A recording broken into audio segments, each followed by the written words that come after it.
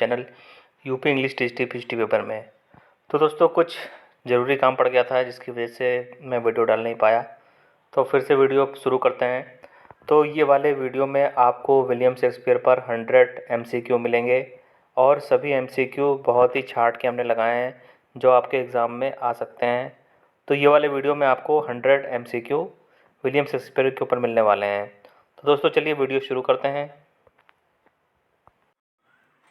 तो friends question number 1 आपके सामने, longest Shakespeare's play, William Shakespeare का सबसे लॉन्गेस्ट प्ले कौन सा माना जाता है। तो फ्रेंड्स आप लोग इसको क्विज़ के रूप में लीजिए और इसका आंसर जो है वो आप लोग अपने नोटबुक में लिखें और फिर आप बताएं कि आपके कितने मार्क्स आते हैं। तो चलिए इसका आंसर बता देते हैं। इसका आंसर है ऑप्शन नंबर सी, हैमलेट। जो हैमलेट है उसमें सबसे ज़्यादा लाइंस मानी जाती हैं और सबसे ज़्यादा लॉन्गेस्ट प्ले है विलियम शेक्सपियर का। दोस्तों बात कर लेते हैं क्वेश्चन नंबर 2 की, shortest Shakespeare's play, William Shakespeare का सबसे छोटा प्ले कौन सा माना जाता है। तो सही जवाब आप लोग को पता है तो अपने नोटबुक में लिख लें और फिर बाद में मेरे आंसर से आप लोग मैच करें, टैली करें और फिर बताएं कि आपके कितने मार्क्स आ रहे हैं। दोस्तों सही जवाब है option number D, the comedy of errors. यही इसका सही जवाब है, द कॉमेडी ऑफ एरर्स सही जवाब है। क्वेश्चन नंबर 3 आपके सामने, विच play of Shakespeare has the largest number of rhyming lines, William Shakespeare का ऐसा कौन सा प्ले है जिसमें सबसे ज़्यादा राइमिंग लाइंस हैं। यानी कहने का मतलब है कि जो वो प्ले है वो पोएम के रूप में लिखा गया है और ज़्यादातर उसमें जो लाइंस हैं वो पोएम के रूप में लिखी गई हैं। तो फ्रेंड्स चलिए इसका सही जवाब आपको बता देते हैं, वो है लव्स लेबर्स लॉस्ट। यही प्ले है जिसकी सबसे ज़्यादा लाइंस जो हैं वो राइमिंग स्टाइल में लिखी गई हैं, यानी पोएम के रूप में वो ड्रामा लिखा गया है, वो प्ले लिखा गया है। Question number 4, which play by Shakespeare takes its source from Robert Greene's Pandosto. William Shakespeare ने रॉबर्ट ग्रीन का एक प्ले है पैन दोस्तों, वहाँ से कुछ सोर्स लिया था और फिर उसको नए प्ले के रूप में लिखा था। तो वो नया प्ले कौन सा था। तो फ्रेंड्स सही जवाब चलिए आपको बता देते हैं, the winter's tale. The winter's tale जो है वही सही हो जाएगा। द विंटर्स टेल का जो सोर्स है वो रॉबर्ट ग्रीन के प्ले पैन दोस्तों से लिया गया है। Question number 5, the sonnet on Shakespeare on the title page of his first folio is dedicated by which of the following writers. दोस्तों इस क्वेश्चन में पूछ रहे हैं कि एक राइटर है जिसने अपना फर्स्ट फोलियो जब उसने पब्लिश किया तो उसने शेक्सपियर को डेडिकेट किया था, तो वो कौन सा राइटर था, ये इसमें पूछा जा रहा है। तो सही जवाब है दोस्तों बेन जॉनसन सही जवाब है। बेन जॉनसन जो थे उन्होंने जब अपने प्लेस या वर्क्स को जब पब्लिश किया था तो उसको विलियम शेक्सपियर को डेडिकेट किया था। Question number 6, who wrote this poem to the memory of my most beloved author Mister Shakespeare. ये पोएम किसने लिखी थी। तो पोएम का टाइटल आपके सामने है, to the memory of my most beloved author Mister Shakespeare. तो दोस्तों ये क्वेश्चन काफ़ी आसान है, आप जानते होंगे। इसका सही जवाब है option number D, Ben Jonson ने ये पोएम लिखी थी और विलियम शेक्सपियर को डेडिकेट की थी। Question number 7, who said Shakespeare bard of Avon. William Shakespeare को बार्ड ऑफ एवन कहकर किसने पुकारा था। तो फ्रेंड्स जो भी इसके आंसर्स आप लोग को पता है आप लोग अपने डायरी में नोट करते जाएं और फिर एंड में आप लोग मिलाएं और बताएं कि आपके 100 क्वेश्चंस में से कितने क्वेश्चंस आपके सही होते हैं। सही जवाब है ए, बेन जॉनसन ने इनको बार्ड ऑफ एवन कह के पुकारा था। पर दोस्तों ये जो आंसर है इस बात की पुष्टि नहीं हुई है, ऐसा कुछ किताबों में लिखा है पर ये इस बात की अभी पुष्टि नहीं हो पाई है, यानी पूरी तरह से इसके ऊपर भरोसा नहीं कर सकते हैं। पर बेन जॉनसन यदि आता है तो आप उस पर टिक जरूर लगा देना। क्वेश्चन नंबर 8 आपके सामने, Ben Jonson said Shakespeare sweet फिर dot dot dot dash dash dash of Avon. जो बेन जॉनसन थे वो विलियम शेक्सपियर को क्या कह के पुकारते थे? स्वीट के बाद क्या कौन सा वर्ड आएगा? तो फ्रेंड्स इसमें सही जवाब है swan, sweet swan of Shakespeare. तो इसमें सही जवाब हो जाएगा sweet swan, sweet swan of Avon कह के पुकारते थे बेन जॉनसन। और जो बेन जॉनसन थे वो इनकी बहुत तारीफ़ करते थे, विलियम शेक्सपियर की बहुत तारीफ़ करते थे और इनके फ़ैन भी थे, इनकी प्रशंसा हमेशा करते रहते थे। दोस्तों क्वेश्चन नंबर 9 आपके सामने, who is called father of blank verse? Blank verse का पिता किसको कहा जाता है? तो ये क्वेश्चन भी इम्पॉर्टेंट है, तो इसमें सही जवाब आप लोग को बता देते हैं। Option number D Christopher Marlowe. जो क्रिस्टोफर मार्लो थे वो ज़्यादातर उन्होंने अपने वर्क जो हैं वो ब्लैंक वर्स में लिखे हैं और उनके वर्क बहुत ही फेमस हैं। और ब्लैंक वर्स को लेके कुछ ऑथर्स थे जो मार्लो को की आलोचना करते थे, पर उसके बावजूद भी इनके जो वर्क हैं वो ब्लैंक वर्स में लिखे गए हैं और बहुत ज़्यादा फेमस हैं। दोस्तों क्वेश्चन नंबर 10 आपके सामने, विच is the first play of William Shakespeare? William Shakespeare का फर्स्ट प्ले कौन सा है? तो ये जो क्वेश्चन है ये थोड़ा सा कंट्रोवर्शियल है, थोड़ा सा विवादित है और अलग अलग बुक्स में अलग अलग आंसर मिलते हैं, पर ज़्यादातर बुक्स में कौन सा आंसर है? Option number D Henry sixth part 2। जब भी ये क्वेश्चन आता है तो आप लोग को यही आंसर बताना है, और कुछ किताबें ऐसी हैं जिसमें अलग आंसर भी देखने को मिलता है, पर जो हमारी रिसर्च है, जो मैंने रिसर्च की है, उसके आधार पर यही आंसर आप लोग को लगाना है। Henry sixth part 2 William Shakespeare का पहला प्ले माना जाता है।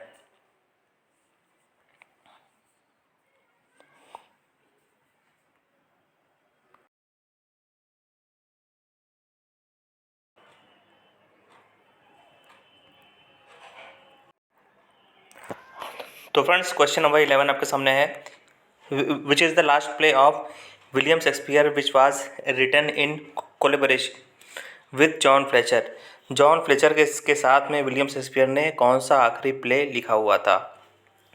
तो यहाँ पर 4 ऑप्शन आपके सामने हैं फ्रेंड्स, तो जो भी सही लगता है आप लोग अपने अपने कॉपी में लिखें और फिर आंसर को टैली करें मेरे आंसर से। तो इसमें सही जवाब आपको बता देते हैं, सही जवाब है option number B the two noble Kingsman.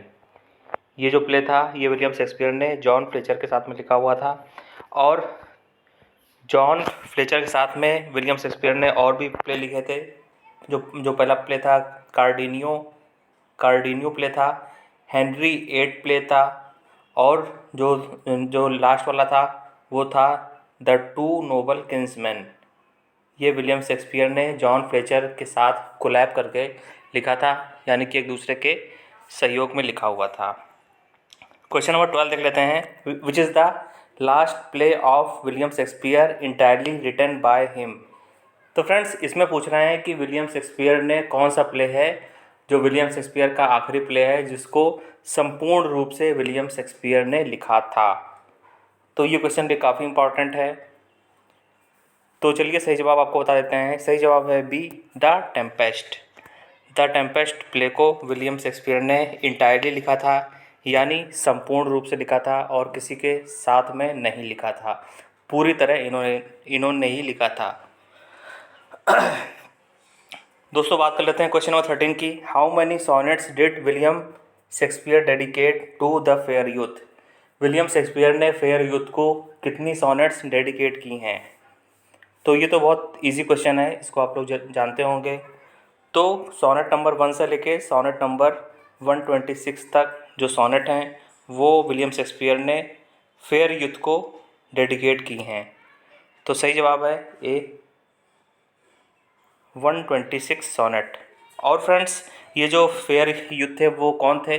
वो मिस्टर WH थे, हेनरी राइसली, उनको ही मिस्टर WH कहा जाता है। दोस्तों बात कर लेते हैं क्वेश्चन नंबर 14 की, which sonnets did Shakespeare dedicate to dark lady. जो डार्क लेडी हैं उनको विलियम शेक्सपियर ने कितनी सॉनेट्स में डेडिकेट किया है। तो सही जवाब आप लोग अपने नोटबुक में लिखें और फिर बाद में बताएं कि 100 क्वेश्चंस में से कितने क्वेश्चंस आपके सही हुए। तो फ्रेंड्स ये क्वेश्चन इजी है। ऑप्शन नंबर बी 127 से लेके 154 नंबर तक की जो सोनेट है उसको विलियम शेक्सपियर ने डेडिकेट किया है डार्क लेडी को। फ्रेंड्स बात कर लेते हैं क्वेश्चन नंबर 15 की, a lover's complaint poem is written by Shakespeare in which style. A lover's complain यानी कि एक प्रेमी की शिकायत, इस नाम से विलियम शेक्सपियर ने एक पोएम लिखी है और वो किस स्टाइल में लिखी गई है। तो यहाँ पे भी 4 ऑप्शन आपके सामने दिया हुआ है। तो चलिए सही जवाब बता देते हैं और सही जवाब है D, rhyme royal. Rhyme royal style में लिखी गई है पोएम ये। और फ्रेंड्स जो राइम रॉयल की जो स्टाइल है उसको इंट्रोड्यूस किया था जेफरी चौसर ने। 47 लाइंस की होती थी, जेफरी चौसर ने इसको इंट्रोड्यूस किया था और इसका जो स्टाइल था लिखने का वो क्या था, ABBCC, ये इसका स्टाइल था लिखने का। तो फ्रेंड्स बात कर लेते हैं क्वेश्चन नंबर 16 की, what is the source of Venus and Adonis. जो विलियम शेक्सपियर की लॉन्ग पोएम है, नरेटिव पोएम है वीनस एंड एडोनिस, जो कि काफ़ी फेमस पोएम है, इसका सोर्स क्या है। ये फ्रेंड्स क्वेश्चन बहुत ही इंपॉर्टेंट है, आप लोग इसको ज़रूर तैयार करें, ये काफ़ी इंपॉर्टेंट है। तो इसमें यहाँ पे आपके सामने ऑप्शन दिए हुए हैं, इसमें से सही ऑप्शन आपको बताना है। तो फ्रेंड्स मैंने आपको पहले बता दिया है कि ये क्वेश्चन काफ़ी इंपॉर्टेंट है, इसको आप लोग ज़रूर याद कर लें। तो इसका जो सही ऑप्शन है वो है ओविड्स मेटामॉर्फोसिस, सही ऑप्शन है इसका। और जो जो जो ओविड थे वो कौन से पोएट थे, लैटिन पोएट थे। और फ्रेंड्स ये भी हो सकता है कि कई बार ये वाला जो ऑप्शन है ओविड्स मेटामॉर्फोसिस ये नहीं आता है, इसके अलावा एक दूसरा ऑप्शन आ जाता है Christopher Marlowe's hero and Leander, ये वाला ऑप्शन भी कभी कभी आ सकता है। तो दोनों में से कोई भी ऑप्शन आएगा तो आप लोग इस पर टिक लगा देना। यदि ओविड्स वाला आता है, मेटामॉर्फोसिस आता है तो उस पर टिक लगाना। यदि क्रिस्टोफर मार्लो का आता है, हीरो एंड लिएंडर आता है, ऑप्शन में आपको दिखता है तो आप इस पर टिक मार देना। दोस्तों बात कर लेते हैं क्वेश्चन नंबर 17 की, she is love, she loves and yet she is not loved. वह प्यार है, वह मेरा प्यार है, वह मुझसे प्यार करती है पर उसे प्यार नहीं किया जाता है और उसकी परवाह कोई भी नहीं करता है। तो ये जो लाइंस है ये किसके लिए बोली गई हैं, इसमें सी कौन है, वो जो लड़की है वो कौन है। एक बार फिर से मैं बता देता हूँ, सी इज़ लव, वह मेरा प्यार है, वह प्यार करती है पर उसे प्यार नहीं करता हूँ। तो इसमें किस लड़की की बात हो रही है। तो दोस्तों सही जवाब है इसका, आप लोग बताएं कमेंट करके यदि आपको पता है। सही जवाब है वीनस एंड एडोनिस पोएम की बात हो रही है। और जो वीनस कैरेक्टर उसमें है, जो गॉडेस ऑफ लव है वीनस, वो एडोनिस से प्यार करती थी, पर जो एडोनिस था वो वीनस से प्यार नहीं करता था और जो वीनस थी वो एडोनिस के प्यार में पूरी तरह पागल थी। दोस्तों बात कर लेते हैं क्वेश्चन नंबर 18 की, the love I dedicate to your lordship is without end. मैं आपको बहुत ज़्यादा प्यार करता हूँ और मेरा प्यार अंतहीन है। कहने का मतलब है कि मेरे प्यार का कोई अंत नहीं है, मैं आपके प्रति समर्पित हूँ और आपसे बहुत ज़्यादा प्यार करता हूँ। William Shakespeare dedicate this line, William Shakespeare ने ये लाइनें लिखी हैं the rape of Lucrece poem के शुरुआत में। तो इन्होंने अपनी ये जो पोएम है ये किसको डेडिकेट की है, ये जो लाइनें लिखी हैं कि मैं आपके प्रति समर्पित हूँ पूरी रूप से और मैं आपसे बहुत प्यार करता हूँ, ये किसके लिए इन्होंने कहा है। तो दोस्तों ये तो बहुत ही आसान सवाल है, बहुत इजी है। जो जो मिस्टर WH थे, यानी कि अर्ल ऑफ साउथहैम्पटन थे, हेनरी राइसली, वो विलियम शेक्सपियर के पैट्रन थे, संरक्षक थे, और उनको आर्थिक मदद भी देते थे। और उनको ही विलियम शेक्सपियर ने हेनरी राइसली को ही ये लाइनें डेडिकेट की हैं। अपनी जो पोयम है द रेप ऑफ लुक्रीस उसको डेडिकेट किया है। इसलिए ऑप्शन नंबर डी सही हो जाएगा। और फ्रेंड्स, ये भी माना जाता है कि विलियम शेक्सपियर शायद मिस्टर WH से प्यार भी करते थे, ऐसा भी माना जाता है। फ्रेंड्स, देख लेते हैं question number 19। Which poem written by William Shakespeare is considered the first great published metaphysical poem. William Shakespeare ने कौन सी पोएम लिखी है जिसको मेटाफिजिकल पोएम माना जाता है? मेटाफिजिकल माने होता है आध्यात्मिक, मेटाफिजिकल माने होता है आध्यात्मिक पोएम माना जाता है। तो 4 ऑप्शन आपके सामने यहाँ पर हैं। जो सही लगता है आप लोग उसको अपने नोटबुक में लिखें और फिर बाद में मेरे आंसर से आप लोग मिलाएं और बताएं कि आपके 100 क्वेश्चंस में से कितने आंसर आ रहे हैं। तो सही जवाब है C, the phoenix and the turtle. यही इसका सही आंसर है। द फोनिक्स एंड टर्टल सही आंसर है इसका। तो फ्रेंड्स, ये जो पोएम है द फोनिक्स एंड टर्टल, ये एक बीस्ट इमेजरी है, यानी कि पक्षियों के ऊपर इसको लिखा गया है। और जो इसमें टर्टल है वो भी एक पक्षी का नाम है और फोनिक्स ये भी एक पक्षी का नाम है। तो ये पक्षियों के ऊपर लिखी गई एक पोएम है। देख लेते हैं question number 20। What a piece of work man is. जो मनुष्य है वो कितना कमाल का प्राणी है, कितना कमाल का जीव है। तो ये जो सॉलिलोक्वी है ये हैमलेट में किस एक्ट में आती है? तो फ्रेंड्स, ये आप लोग को बताना है और सही जवाब है बी, एक्ट 2। एक्ट 2 में ये वाली सॉलिलोक्वी आती है। ये जो सॉलिलोक्वी है ये कहाँ से शुरू होती है? What a piece of work man is. जो मनुष्य है वो बहुत ही कमाल का प्राणी है, बहुत ही कमाल का जीव है। इन लाइनों से ये सॉलिलोक्वी शुरू होती है। और ये जो सॉलिलोक्वी है इसमें हैमलेट किससे बात करता है? अपने दोस्तों से बात करता है, रोज़नक्रेंट्ज़ से बात करता है और गिल्डनस्टर्न से बात करता है। तो फ्रेंड्स, ये वाले वीडियो में आपको क्वेश्चन नंबर 21 से लेके 30 तक मिलेगा और 100 क्वेश्चन मिलेंगे टोटल आपको इस वीडियो में। तो जो हमारा क्वेश्चन नंबर 21 है उसको हम लोग देख लेते हैं। तो friends, question number 21, the fool is a fool character appears in Shakespeare. William Shakespeare का एक प्ले है जिसमें एक फूल है, एक जोकर दिखाया गया है जिसका नाम भी द फूल है। वो कौन सा प्ले है? तो इसमें 4 ऑप्शन आपके सामने हैं। जो सही आंसर है उसको आप लोग अपने कॉपी में लिखें और फिर मेरे आंसर से मैच करें और फिर बताएं कि आपके 100 मार्क्स में से 100 क्वेश्चन में से कितने मार्क्स आते हैं। तो सही जवाब है किंग लियर। किंग लियर वो प्ले है जिसमें एक कैरेक्टर फूल दिखाया गया है और वो फूल भी रहता है, उसका नाम भी फूल रहता है। बात कर लेते हैं क्वेश्चन नंबर 22 की। Which of the following is a fool in a midsummer night dream. William Shakespeare का एक जो फेमस प्ले है ए मिडसमर नाइट्स ड्रीम, उसमें एक फूल दिखाया गया है, उसका नाम क्या है? तो यहाँ पे भी 4 ऑप्शन आपके सामने हैं। तो फ्रेंड्स, सही जवाब है डी, बी एंड सी। ये जो प्ले है इसमें 2 फूल दिखाए गए हैं, एक है पक और दूसरा है निक बॉटम। तो बी एंड सी वाला सही हो जाएगा।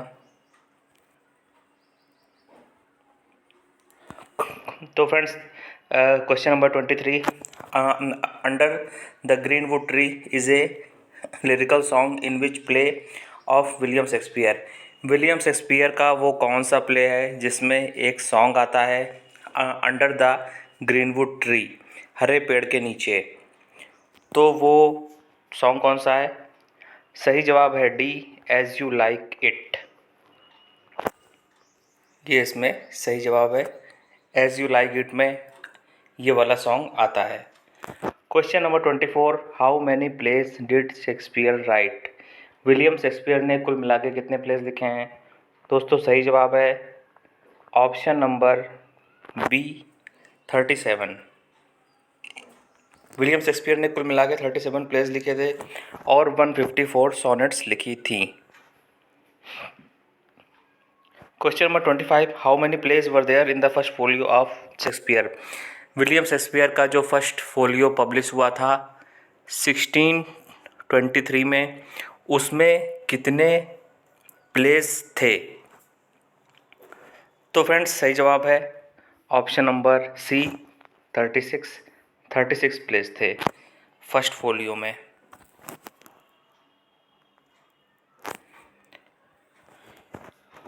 तो friends question number 26, होलोफर्नेस is a school master in Shakespeare's which play?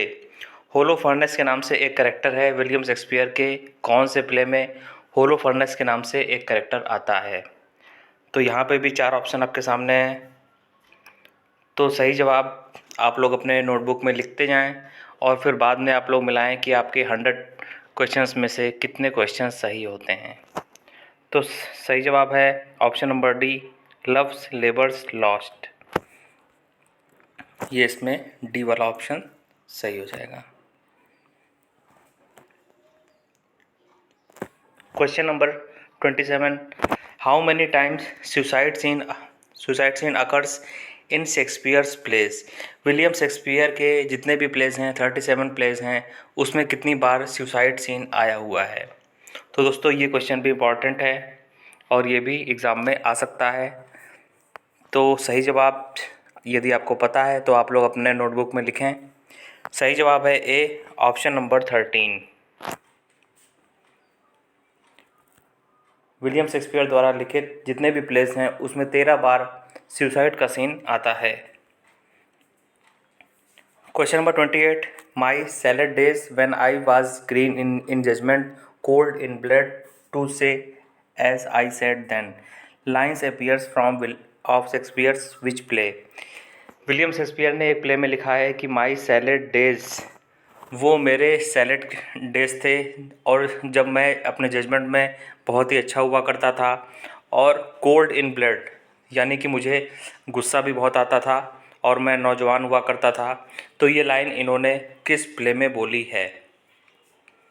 तो फ्रेंड्स सही जवाब है इसका option number B, Antony and Cleopatra.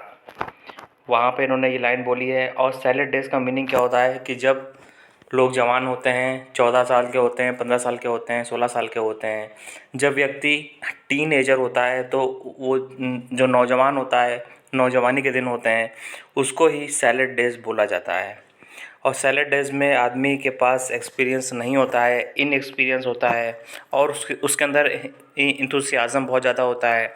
Inexperience होता है यानी वो नया नया होता है, उसके पास अनुभव नहीं होता है। और जो लोग होते हैं उनके अंदर एंथुसियाज़म होता है, यानी हर चीज़ को पाने की लालसा होती है, पढ़ने की इच्छा होती है, आगे बढ़ने की इच्छा होती है। और उनके अंदर थोड़ा बचपना भी होता है, इनोसेंस होता है और इनडिस्क्रिशन होता है, यानी कि जो मस्तिष्क होता है वो वयस्क नहीं होता है और बहुत ज़्यादा मैच्योरिटी नहीं होती है। तो जो नौजवानी के दिन होते हैं उसको ही सैलेड डेज विलियम शेक्सपियर महोदय ने बताया है। Question number 29, Shakespeare wrote Henry sixth in collaboration with? William Shakespeare ने अपना जो प्ले था हेनरी सिक्स्थ, वो किसके साथ मिलकर लिखा था, किसके सहयोग से लिखा था? तो सही जवाब है option number A, Christopher Marlowe.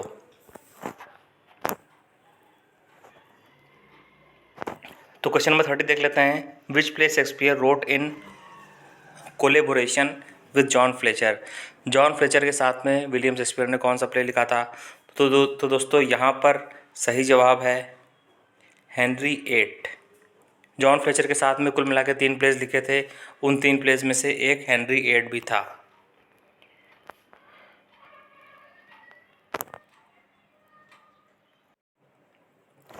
तो फ्रेंड्स यहाँ पे देख लेते हैं question number 31, how sharper than a serpent's tooth it is have a thankless child.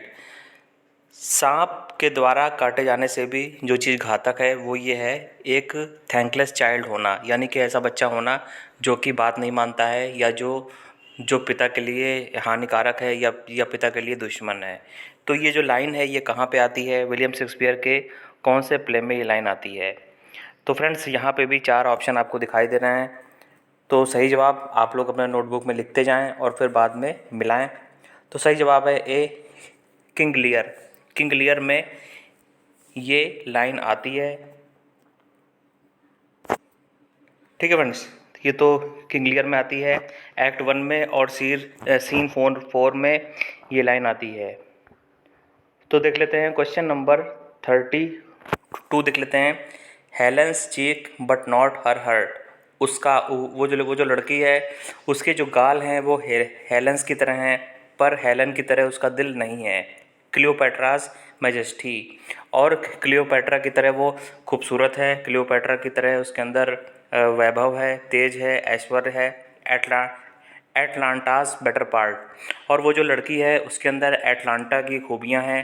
Sad लुक्रेशियास modesty, और जो लुक्रेशिया थी उसकी शीलता है, उसकी विनम्रता है। तो हु इज़ रिफर्ड हेयर, यहाँ पर किस लड़की की बात हो रही है? तो यहाँ पे 4 ऑप्शन आपके सामने दिए हुए हैं फ्रेंड्स। तो इसमें से भी जो सही आपको लगता है, सही आंसर आप लोग अपने कॉपी में लिखें। तो चलिए सही जवाब बता देते हैं। Option number C, Rosalind in as you like it, ये इसमें सही हो जाएगा। और ये जो वाक्य होता है, सेंटेंस होता है, ये कौन बोलता है? सीलिया बोलती है रोजलिंड से कि तुम बहुत खूबसूरत हो, तुम्हारे जो गाल हैं वो हेलेंस की तरह हैं, क्लियोपेट्रा की तरह तुम खूबसूरत हो। ये सारी चीज़ें सीलिया बोलती है रोजालिंड से। दोस्तों बात कर लेते हैं क्वेश्चन नंबर 33 की। Look to her Moor if thou has eyes to see has deceived her father and may thee. Moor, तुम उसे ध्यान से देखो, और यदि तुम्हारे पास जरा सी भी बुद्धि है तो ये देखो कि उसने अपने पिता को धोखा दिया है और तुमको भी वो धोखा दे सकती है। तो ये लाइन किस प्ले में आती है? तो फ्रेंड्स ये क्वेश्चन तो बहुत आसान है। इसका सही जवाब है ऑप्शन नंबर डी, ब्रेवेंजियो कहता है ओथेलो से। ठीक है, ये इसका सही जवाब है। जो ब्रेवेंजियो होता है वो कहता है ओथेलो से कि जो मेरी बेटी है उसने मुझे भी धोखा दिया है और तुमको भी एक दिन धोखा देगी। और वो ऐसा क्यों बोलता है? क्योंकि जो ब्रेवेंजियो था वो नहीं चाहता था कि डेस्डिमोना की शादी ओथेलो से हो, पर ये लोग आपस में प्यार करने लग जाते हैं और ब्रेवेंजियो की इच्छा के खिलाफ जाकर ये लोग शादी कर लेते हैं। Question number 34, which is a farce full of boisterous fun and laughter. जो विलियम शेक्सपियर हैं उनका कौन सा प्ले है जो फार्स है और जिसमें बहुत सारी हंसी मजाक देखने को मिलती है? तो यहाँ पे भी 4 ऑप्शन आपके सामने हैं फ्रेंड्स। यदि आपको आंसर पता है तो आप लोग सभी आंसर अपने कॉपी में लिखते जाएं और फिर मुझे आप बताएं कि 100 क्वेश्चंस में से कितने क्वेश्चन आपके सही होते हैं। तो सही जवाब है बी, लव्स लेबर्स लॉस्ट। ये एक फार्स है, और फार्स आप लोग जानते हैं कि जो फार्स होता था वो जो कॉमन मैन होते थे, छोटे तबके के जो लोग आते थे देखने, उनको मज़दूरों के एंटरटेनमेंट के लिए बनाया जाता था। और फार्स में बहुत सारे विटी डायलॉग होते थे, लोगों को हंसाने वाले डायलॉग उसमें होते थे। तो क्वेश्चन नंबर 35 हमारे सामने है। Which play of Shakespeare is full of slapstick farce. William Shakespeare का कौन सा प्ले है जिसमें हमें स्लैप स्टिक कॉमेडी देखने को मिलती है? तो फ्रेंड्स मैंने आपको पहले पढ़ाया था, एक बार बताया था कि स्लैप स्टिक कॉमेडी क्या होती है। चार्ली चैपलिन टाइप की जो कॉमेडी होती है उसको स्लैप स्टिक कॉमेडी कहा जाता है। तो इसमें सही सही आंसर आपके सामने कौन सा होगा इसमें? तो चलिए बता देते हैं। सही आंसर होगा ए, द कॉमेडी ऑफ एरर्स। ये जो प्ले है इसमें स्लैप स्टिक कॉमेडी देखने को मिलती है, और स्लैप स्टिक कॉमेडी यही होती थी। जो चार्ली चैपलिन टाइप की कॉमेडी होती थी उसको स्लैप स्टिक कॉमेडी कहते थे। तो क्वेश्चन नंबर 36 आपके सामने है। Orsino in Twelfth Night is the duke of, जो ओर्सिनो था वो कहाँ का ड्यूक था। तो फ्रेंड्स ये तो बहुत ही आसान सवाल है। ये कौन से प्ले की बात हो रही है, ये बात हो रही है ट्वेल्थ नाइट की बात हो रही है। और जो ओर्सिनो था वो ऑप्शन नंबर सी इसमें सही हो जाएगा, इसमें ऑप्शन नंबर सी सही हो जाएगा। जो जो जो ओर्सिनो था वो हिलेरिया का ड्यूक था और वो शुरू में ओलिविया से प्यार करता था पर उससे प्यार का इजहार नहीं कर पा रहा था। Question number 37, there is a divinity that shapes our end, जो ईश्वर होता है वही हम लोग के जीवन को कंट्रोल करता है और हम लोग कुछ नहीं कर सकते हैं। हु सेज दिस लाइन, ये लाइन किसने बोली है। तो दोस्तों ये भी पहचानना आसान है, इसमें सही ऑप्शन हो जाएगा ऑप्शन नंबर बी हैमलेट। जो हैमलेट प्ले है वो इतना कमाल का प्ले है कि उसमें बहुत से अच्छे अच्छे डायलॉग देखने को मिलते हैं। और ये जो बात इन्होंने बोली है हैमलेट ने, वो बिल्कुल सही बोली है कि जो यहाँ पे कहने का यही मतलब है कि जो गॉड है, God is in control of what happens to us. जो ईश्वर है वही डिसाइड करता है कि हम लोग की किस्मत कैसी होगी, अच्छी होगी या बुरी होगी। और हम लोग यदि अपना रास्ता बदलना भी चाहें तो भी बदल नहीं सकते हैं, क्योंकि जो गॉड होता है उसने सबकी किस्मत लिखी हुई है। Question number 38, in which year first folio was published, William Shakespeare का जो फर्स्ट फोलियो था वो कब पब्लिश हुआ था। तो फ्रेंड्स ये क्वेश्चन बहुत इंपॉर्टेंट है, आप लोग इस क्वेश्चन को ज़रूर याद कर लें। ये क्वेश्चन बहुत ज़्यादा इंपॉर्टेंट है और आप लोग इसको ज़रूर याद करें। तो 1623 में विलियम शेक्सपियर का फर्स्ट फोलियो पब्लिश हुआ था। और यदि आप लोग को इसको याद करने में दिक्कत होती है तो 1623 में विलियम शेक्सपियर की जो पत्नी थी एनी हैथवे, उनका देहांत भी हुआ था। तो इस तरह भी आप याद कर सकते हैं कि 1623 में जो एनी हैथवे थी उनका देहांत हुआ था और उसी साल फर्स्ट फोलियो पब्लिश हुआ था और फर्स्ट फोलियो में 36 प्लेस थे। तो दोस्तों देख लेते हैं question number 39, in which century Shakespeare was born, William Shakespeare का जन्म कौन सी शताब्दी में हुआ है। तो हम लोग जानते हैं कि इनका जो जन्म हुआ था वो 23 अप्रैल 1564 में हुआ था। तो 1564 का मतलब हुआ 16th सेंचुरी। तो ऑप्शन नंबर बी इसमें सही हो जाएगा। ऑप्शन नंबर बी इसमें सही हो जाएगा।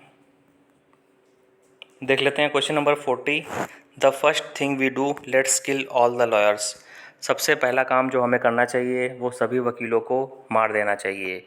दिस फेमस कोट अपीयर्स इन, ये जो फेमस लाइन है ये कहाँ पर आती है। तो यहाँ पे भी 4 ऑप्शन आपके सामने है फ्रेंड्स। तो इसका जो आंसर है चलिए बता देते हैं। इसका आंसर है ए, हेनरी 6 पार्ट 2 में आती है लाइन ये। और ये जो लाइन है ये कौन बोलता है, ये जो लाइन है इसको जो बोलने वाला जो पात्र है, कैरेक्टर है, उसका नाम था डिक द बुचर। वो ये बात बोलता है कि इसकी सबसे पहला काम हम लोग क्या करते हैं कि जो जितने वकील हैं उनको मार देते हैं। तो उसने जब ये लाइन ये बोली थी तो उस समय ये कंट्रोवर्सी हो गई थी, क्योंकि यहाँ पे इस तरह का एक स्टेटमेंट था कि let's kill all the lawyers. तो उसने ये बात क्यों बोली थी, जो डिक द बुचर नाम का कैरेक्टर था उसने ये लाइन इसलिए बोली थी, इसके पीछे भी वजह है कि जो लॉयर्स थे वो बहुत अच्छा जीवन बिताते थे और वो लोग क्या करते थे, जो वेल्दी लोग होते थे जिनके पास पैसा होता था, पावरफुल होता था, वो लोग कोई भी गलत काम करते थे तो लॉयर्स उनको बचा लेते थे। तो इसलिए जो ये कैरेक्टर था डिक द बुचर, उसने कहा था let's kill all the lawyers, first thing we do let's kill all the lawyers, सबसे पहला काम हमें करना चाहिए कि जो वकील हैं उनको मार देना चाहिए, क्योंकि जो वकील होते हैं वो बड़े बड़े आदमियों को बचा लेते हैं जो कि अपराध करते हैं, इसलिए इसने ये बात बोली थी में। तो फ्रेंड्स ये वाले वीडियो में आपको 100 क्वेश्चंस मिलने वाले हैं विलियम शेक्सपियर पर। और ये वीडियो में मैं आपको बताऊंगा क्वेश्चन नंबर 40 से लेके क्वेश्चन नंबर 60 तक आपको बताया जाएगा। तो आज की जो क्विज़ है वो शुरू करते हैं। तो क्वेश्चन नंबर 41 आपके सामने है। Shakespeare's narrative poem Venus and Adonis is dedicated to. William Shakespeare ने जो एक लॉन्ग पोयम लिखी है, नैरेटिव पोयम लिखी है वीनस एंड एडोनिस, उसको किसको, उस पोयम को किससे डेडिकेट किया है। तो यहाँ पे 4 ऑप्शन आपके सामने है फ्रेंड्स। तो हमेशा की तरह यदि आप अपने ज्ञान को टेस्ट करना चाहते हैं, आप क्विज़ करना चाहते हैं, तो सही आंसर अपने नोटबुक में लिखें और फिर मेरे बताए गए आंसर से मैच करें और फिर बताएं कि आपके 100 क्वेश्चंस में से कितने आंसर आ रहे हैं। तो इसका जो सही ऑप्शन है वो है ऑप्शन नंबर डी। तो जो ऑप्शन नंबर डी है उसमें बताया गया है ऑल ऑफ दीज। तो फ्रेंड्स, हम लोग जानते हैं कि विलियम शेक्सपियर जो थे उनके एक पैटर्न थे WH, जो मिस्टर WH थे उनका नाम था हेनरी राइसली, और वो अर्ल ऑफ साउथहैम्पटन भी थे और बैरन ऑफ टिचफील्ड भी थे। जो मिस्टर WH थे वो टिचफील्ड में उन्होंने कुछ टिन प्लेट की मिल लगाई हुई थी, जो जहाँ पे टीन बनता है उसकी फैक्ट्री वहाँ पे टिचफील्ड पे लगाई हुई थी। इसके अलावा जो जो मिस्टर WH थे वो ईस्ट इंडिया कंपनी के साथ भी काम करते थे और टिचफील्ड में ही वो अपना व्यापार चलाते थे और वहीं पर उनका देहांत हुआ था और वहीं पे उनको दफनाया गया था। तो जो मिस्टर WH हैं उनको 3 नामों से पुकारा जाता है। उनको थर्ड अर्ल ऑफ साउथहैम्पटन बोला जाता है। इसके अलावा उनको हेनरी राइसली बोला जाता है और उनको बैरन ऑफ टिचफील्ड भी बोला जाता है। तो इसलिए हमारा ऑप्शन डी वाला सही हो जाएगा, ऑल ऑफ दिस। तो दोस्तों, आपको बहुत ही दिमाग लगा के क्वेश्चन सॉल्व करने हैं, बहुत जल्दबाजी में आपको आंसर नहीं देना है। तो फ्रेंड्स, क्वेश्चन नंबर 42 हमारे सामने है। Queen Elizabeth liked sir John Falstaff character which appeared in Shakespeare's Henry fourth part 1 and part 2। जो क्वीन एलिजाबेथ थी, विलियम शेक्सपियर के समय जो महारानी थी क्वीन एलिजाबेथ फर्स्ट, उनको सर जॉन फालस्टाफ का कैरेक्टर बहुत ज़्यादा पसंद आया था। और ये जो कैरेक्टर था इसको विलियम शेक्सपियर ने कहाँ पे यूज़ किया था। हेनरी हेनरी 4 पार्ट 1 का जो प्ले है और पार्ट 2 का जो प्ले है वहाँ पर इन्होंने सर जॉन फालस्टाफ का कैरेक्टर डाला था। तो फिर आगे क्वेश्चन बता रहे हैं कि queen was so much impressed with sir John Falstaff character that she specially asked William Shakespeare to use the same character in his next new play and play should have been completed in 14 days। और फिर ये माना जाता है कि जो महारानी थी उन्होंने कहा था कि जो महारानी थी उन्होंने विलियम शेक्सपियर से कहा था कि जो आपका नेक्स्ट प्ले है उसमें भी आप सर जॉन फालस्टाफ का कैरेक्टर डालिए और ये जो प्ले है ये 14 डेज़ में पूरा हो जाना चाहिए। तो फिर इसमें पूछ रहे हैं कि वो कौन सा प्ले था जो विलियम शेक्सपियर ने 14 डेज़ में लिखा था और उसमें सर जॉन फालस्टाफ का कैरेक्टर आया है। तो फ्रेंड्स, यहाँ पे 4 ऑप्शन आपके सामने हैं। तो चलिए, मैं समय वेस्ट नहीं करूँगा क्योंकि वीडियो काफ़ी लंबा होने वाला है। Option number C, the merry wives of Windsor. Windsor एक स्थान का नाम है, वहाँ पर 2 पत्नियाँ वहाँ पर रहती थीं, उनकी स्टोरी इस प्ले में दिखाई गई है। तो सर जॉन फालस्टाफ का जो कैरेक्टर बनाया गया है वो किस तरह दिखता था, इस तरह दिखता था, बहुत ही मोटा सा था वो। और जो फालस्टाफ था वो एक कॉमिक कैरेक्टर था, यानी कि उसका काम था लोगों को हंसाना। जब वो प्ले होता था और जब फालस्टाफ आता था तो लोग बहुत हंसते थे क्योंकि कॉमिक कैरेक्टर था। और उसका जो नेचर दिखाया गया था बहुत ही करप्ट था, वो बहुत ही भ्रष्ट आदमी था और he always tries to seduce women. और औरतों को वो हमेशा सेड्यूस करने के चक्कर में रहता था, जो औरतों से हमेशा संबंध बनाने के चक्कर में रहता था। जो फालस्टाफ था उसके अंदर और कौन कौन सी क्वालिटीज़ थी। तो Falstaff is a when and boastful. जो फालस्टाफ था वो बहुत फेंकू आदमी था, बहुत बड़ा जुमलेबाज था, बड़ी बड़ी बातें बोलता था और ओवरवेट था। तो जैसा आपने फ़ोटो में ऊपर देखा कि उसकी तोंद निकली हुई है, तो बहुत ही लंबा चौड़ा था और उसकी तोंद भी निकली हुई थी। और वो क्या कहते हैं, वो हमेशा शराब पीता रहता था, हमेशा ड्रिंक करता रहता था।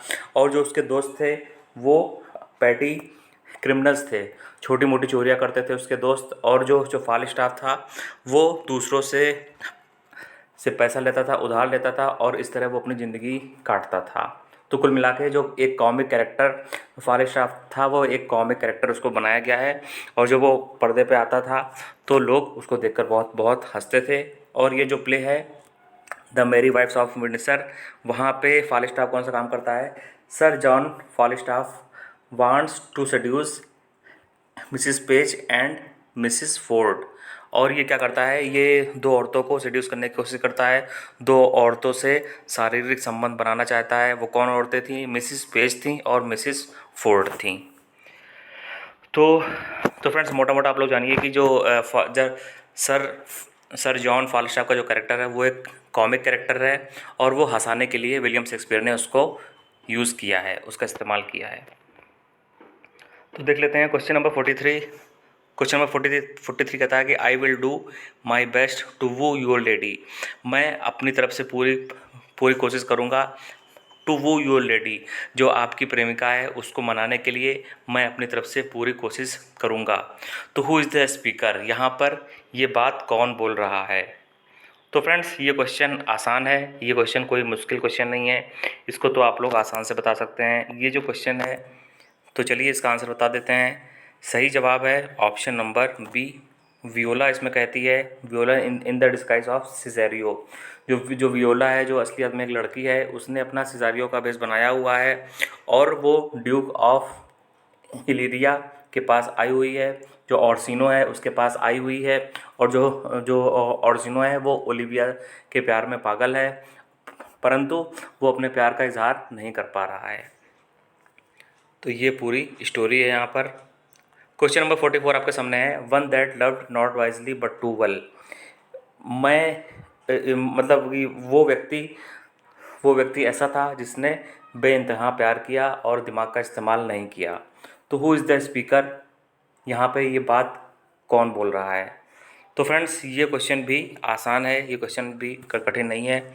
तो चलिए इसका टाइम बर्बाद नहीं करते हैं, क्योंकि वीडियो वैसे भी लंबा होने वाला है। तो इसका सही जवाब है ओथेलो। जो इनका विलियम शेक्सपियर का प्ले है ओथेलो, उसमें जो ओथेलो होता है वो अपनी पत्नी से, डिस्डेमोना से बेइंतहा प्यार करता है, और वो बुद्धि का बिल्कुल भी इस्तेमाल नहीं करता है।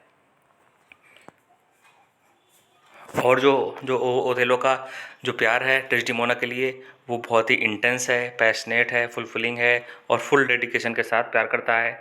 तो कहने का मतलब है कि ओथेलो डेस्डिमोना से बहुत ज़्यादा प्यार करता है। तो क्वेश्चन नंबर 45 आपके सामने है, which play is called swan song of Shakespeare. William Shakespeare का कौन सा प्ले है जिसको स्वान सॉन्ग ऑफ शेक्सपियर कहा जाता है। तो चलिए सही जवाब आपको बता देते हैं। तो ऑप्शन नंबर सी इसका सही हो जाएगा, द टेम्पेस्ट।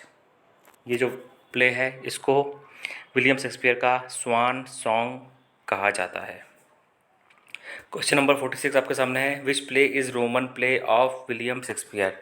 तो फ्रेंड्स, विलियम शेक्सपियर ने कुल मिला के 37 प्लेस लिखे थे, और उसमें बहुत सारे प्लेस रोमन स्टोरी पर बेस्ड थे। तो इसमें यही पूछ रहे हैं कि कौन सा प्ले है जो रोम की कहानी पर आधारित है। तो चलिए सही जवाब आपको बता देते हैं, ऑप्शन नंबर डी इसमें सही हो जाएगा, कॉरिलेनस। जो ये वाला प्ले था ये रोम की स्टोरी पर आधारित है, रोम का जो राजा था उसकी स्टोरी पर आधारित है।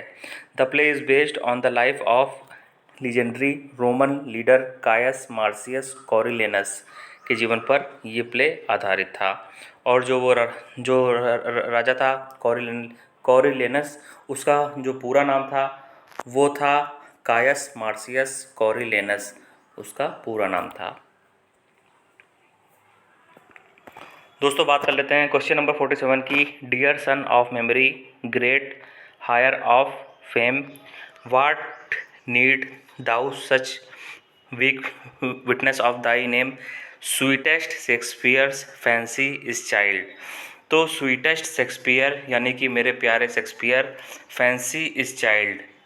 तो ये जो स्टेटमेंट है, ये कोटेशन है, ये किसने कहा है, हु सेड दिस कोटेशन।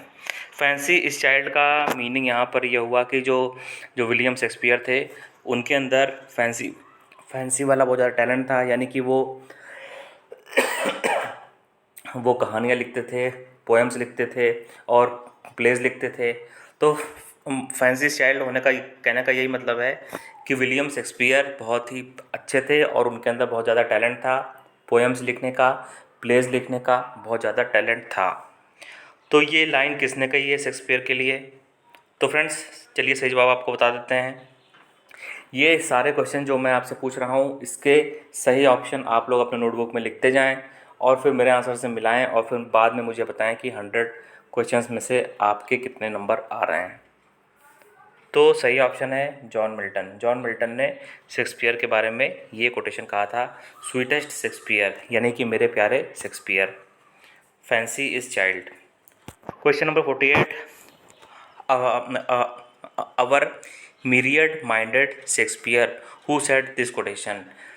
मेरे बहुत ज़्यादा टैलेंटेड शेक्सपियर, ये किसने कहा है? तो फ्रेंड्स इसको कहा था option number B, S T. Coleridge ने कहा था। एस.टी. कोलरिज ने कहा था। और मीरियड माने क्या होता है आपको बता देते हैं।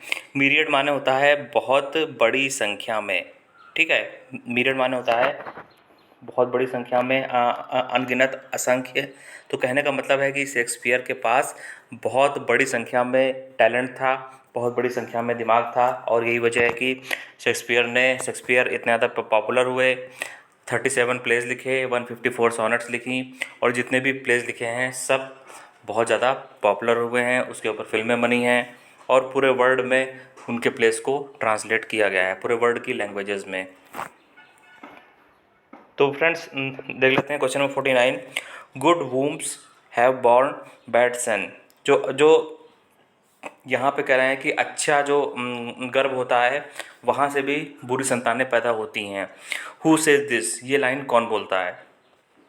तो फ्रेंड्स ये बहुत ही इंपॉर्टेंट सवाल है, आप लोग इसको ज़रूर याद करें। ये क्वेश्चन काफ़ी इंपॉर्टेंट है। तो इसमें पूछ रहे हैं कि good wombs have borne bad son, जो अच्छी जो अच्छी गर्भ होती है, अच्छी महिलाएं होती हैं, उनसे भी बुरी संतानें पैदा होती हैं।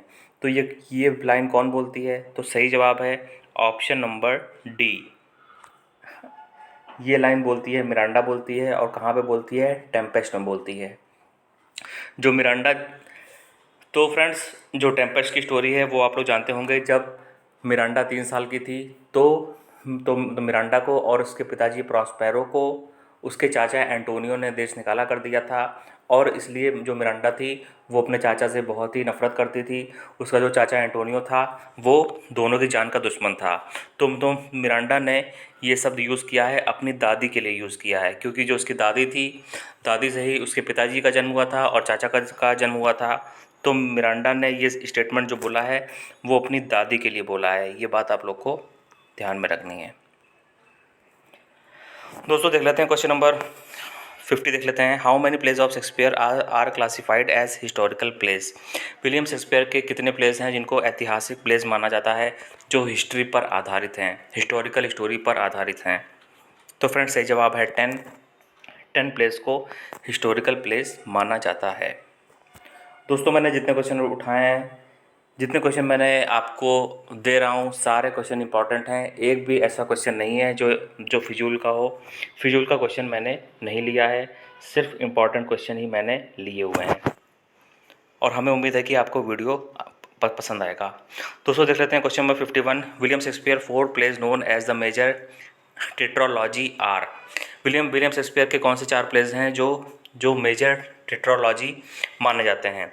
तो दोस्तों आपको पहले बता दें कि टेट्रोलॉजी क्या होता है। तो टेट्रोलॉजी से पहले एक शब्द आता है ट्रायोलॉजी। जो ट्रायोलॉजी में होता है कि 3 किताबें होती हैं जो एकदम सीक्वेंस में होती हैं। जो पहली किताब में एक स्टोरी होती है, सेकंड बुक में स्टोरी आगे बढ़ती है, थर्ड बुक में स्टोरी उससे आगे बढ़ती है। तो जो ये शब्द है ट्रायोलॉजी, ये फिल्मों के लिए भी यूज़ किया जाता है। जो हैरी पॉटर की आपने फिल्में देखी होंगी, फिल्मों के लिए भी यूज़ करते हैं और बुक्स के लिए भी यूज़ करते हैं, साहित्य के लिए भी यूज़ करते हैं। तो जहाँ पे 3 फिल्में होती हैं या 3 किताबें होती हैं, 3 नॉवेल्स होती हैं, 3 कहानियाँ होती हैं, उसके लिए यूज़ करते हैं ट्रायलॉजी। और जहाँ पर 4 होती हैं उसके लिए यूज़ करते हैं टेट्रोलॉजी। तो कहीं पर अगर टेट्रोलॉजी वर्ड आता है तो इसका मतलब वहाँ पर एक स्टोरी है उसको 4 भागों में दिखाया गया है, विस्तार से दिखाया गया है। ठीक है फ्रेंड्स, तो यहाँ पे यही पूछ रहा है कि विलियम शेक्सपियर की कौन सी 4 प्लेस हैं जो बिल्कुल सीक्वेंस में कहानी बढ़ती है, पहले एक कहानी है फिर आगे कहानी बढ़ रही है दूसरी किताब में, फिर इस तरह करके। तो यहाँ पे 4 ऑप्शन आपके सामने हैं, तो चलिए बताते हैं। ऑप्शन नंबर ए इसमें सही हो जाएगा, रिचर्ड सेकंड। ठीक है, तो ऑप्शन नंबर ए इसमें सही हो जाएगा। ये वाला जो जो ऑप्शन है, रिचर्ड सेकंड में पहले स्टोरी आती है, फिर हेनरी फोर्थ पार्ट 1 में स्टोरी आगे बढ़ रही है, फिर हेनरी फोर्थ पार्ट 2 में स्टोरी आगे बढ़ रही है, फिर हेनरी 5 में स्टोरी आगे बढ़ रही है। तो आप लोग को जो मोटा मोटा याद रखना है, हेनरी सेकंड आप लोग याद कर लीजिए, और फिर वो सॉरी रिचर्ड आप लोग याद कर लीजिए, फिर हेनरी हेनरी फोर्थ याद कर लीजिए, और हेनरी 5 याद कर लीजिए। इस तरह आप लोग याद कर लेंगे तो आपका वो याद हो जाएगा। और फ्रेंड्स, जो टेट्रोलॉजी होता है उसको कई बार हेनरियाड भी बोल देते हैं। यदि कोई अगर आपसे पूछे कि विलियम शेक्सपियर के जो हेनरियाड हैं उसमें कौन कौन से प्ले आते हैं, तो जो टेट्रोलॉजी शब्द है, यानी कि जो एक स्टोरी को जो 4 भागों में दिखाया जाता है उसको हेनरियाड भी बोला जाता है। और हेनरियाड का जो मीनिंग है, विलियम शेक्सपियर के जो हिस्टोरिकल प्लेस हैं उसको ही हेनरियाड बोला जाता है। दोस्तों, बात कर लेते हैं क्वेश्चन नंबर 51 की। इन 1613 globe theatre burned down during a production of which play. 1613 में ग्लोब थिएटर, जहाँ पे विलियम शेक्सपियर काम करते थे और उनके नाटकों का आयोजन होता था, उसमें आग लग गई थी। तो इसमें पूछ रहे हैं कि कौन सा प्ले उस समय चल रहा था। तो सही जवाब है ऑप्शन नंबर सी, हेनरी 8 उस समय चल रहा था। और जो आग लगी थी वो क्यों लगी थी वो भी आपको बता देते हैं। तो फ्रेंड्स, 29 जून 1613 को ग्लोब थिएटर में आग लग गई थी। वहाँ पर हेनरी 8 चल रहा था और वहाँ पे सेट लगाया गया था। जिस तरह जो ये नाटक था, राजा महाराजा वाला नाटक था, तो वहाँ पर एक एक कैनन लगाई गई थी, एक तोप वहाँ पे रखी हुई थी। तो गलती से क्या हुआ था कि वो तोप चल गई थी, और जब वो तोप चल गई थी तो उस तोप से जो गोला निकला उससे जो सेट था वहाँ पे आग लग गई। और लकड़ी का सेट बना हुआ था, वुडन बीम्स का सेट था, लकड़ी के लट्ठों का सेट बना हुआ था, और घास फूस की झोपड़ी बनी हुई थी, तो उसमें आग लग गई थी। उस वजह से फिर वो आग बढ़ी और ग्लोब थिएटर जल गया था। तो उस समय हेनरी 8 वहाँ पर चल रहा था प्ले। क्वेश्चन तो फ्रेंड्स, क्वेश्चन नंबर 52 आपके सामने है। Complete the following famous lines from Hamlet. ये जो लाइन है ये हैमलेट से ली गई है। Something is रॉटन in the state of. दोस्तों, बहुत ही ईजी है, देखते ही कोई बता देगा कि यहाँ पे क्या होगा। सही जवाब है डेनमार्क, क्योंकि जो हैमलेट है, जो वो स्टोरी है वो डेनमार्क की स्टोरी है। जो हैमलेट था वो डेनमार्क का प्रिंस था। और हैमलेट का जो पूरा नाम था वो क्या था, the tragedy of Hamlet Prince of Denmark. ये हैमलेट प्ले का पूरा नाम था। दोस्तों, बात कर लेते हैं क्वेश्चन नंबर 53 की। What is the name of the play Hamlet stages for Claudius. जो हैमलेट होता है वो अपने चाचा से सच निकलवाने के लिए कौन से प्ले का आयोजन करता है। बहुत ही इजी क्वेश्चन है, इसको तो कोई भी बता सकता है। तो सही जवाब चलिए बता देते हैं। तो फ्रेंड्स, आप लोग जो ये वीडियो देख रहे हो इसको आप लोग बीच बीच में पॉज भी कर लो। जब मैं क्वेश्चन पूछता हूँ और जब आप लोग अपना आंसर कॉपी में लिखना चाहते हो तो वीडियो को पॉज कर दो, फिर आंसर आप लोग अपने नोटबुक में लिखो, और फिर जब 100 क्वेश्चंस आपके पूरे हो जाएं फिर आप मैच करो, फिर आप बताना कि कितने नंबर आपके आते हैं। तो फ्रेंड्स, इसका जो आंसर है वो है ए, द मर्डर ऑफ गोंजागो। यही इसका आंसर है। और जो हैमलेट था उसने इस प्ले का आयोजन किया था जिससे उसका जो चाचा है वो सच बता दे। तो फ्रेंड्स, क्वेश्चन नंबर 54 आपके सामने है। Who is associated with reason in madness. Reason in madness, तो कहने का मतलब है कि पागलपंती से कौन ग्रसित था, कौन आदमी मतलब कौन सा कैरेक्टर ऐसा था जिसके अंदर पागलपन वाले विशेषताएं थीं। तो इसमें जो सही जवाब है वो है option number C, King Lear. जो किंग लियर था वो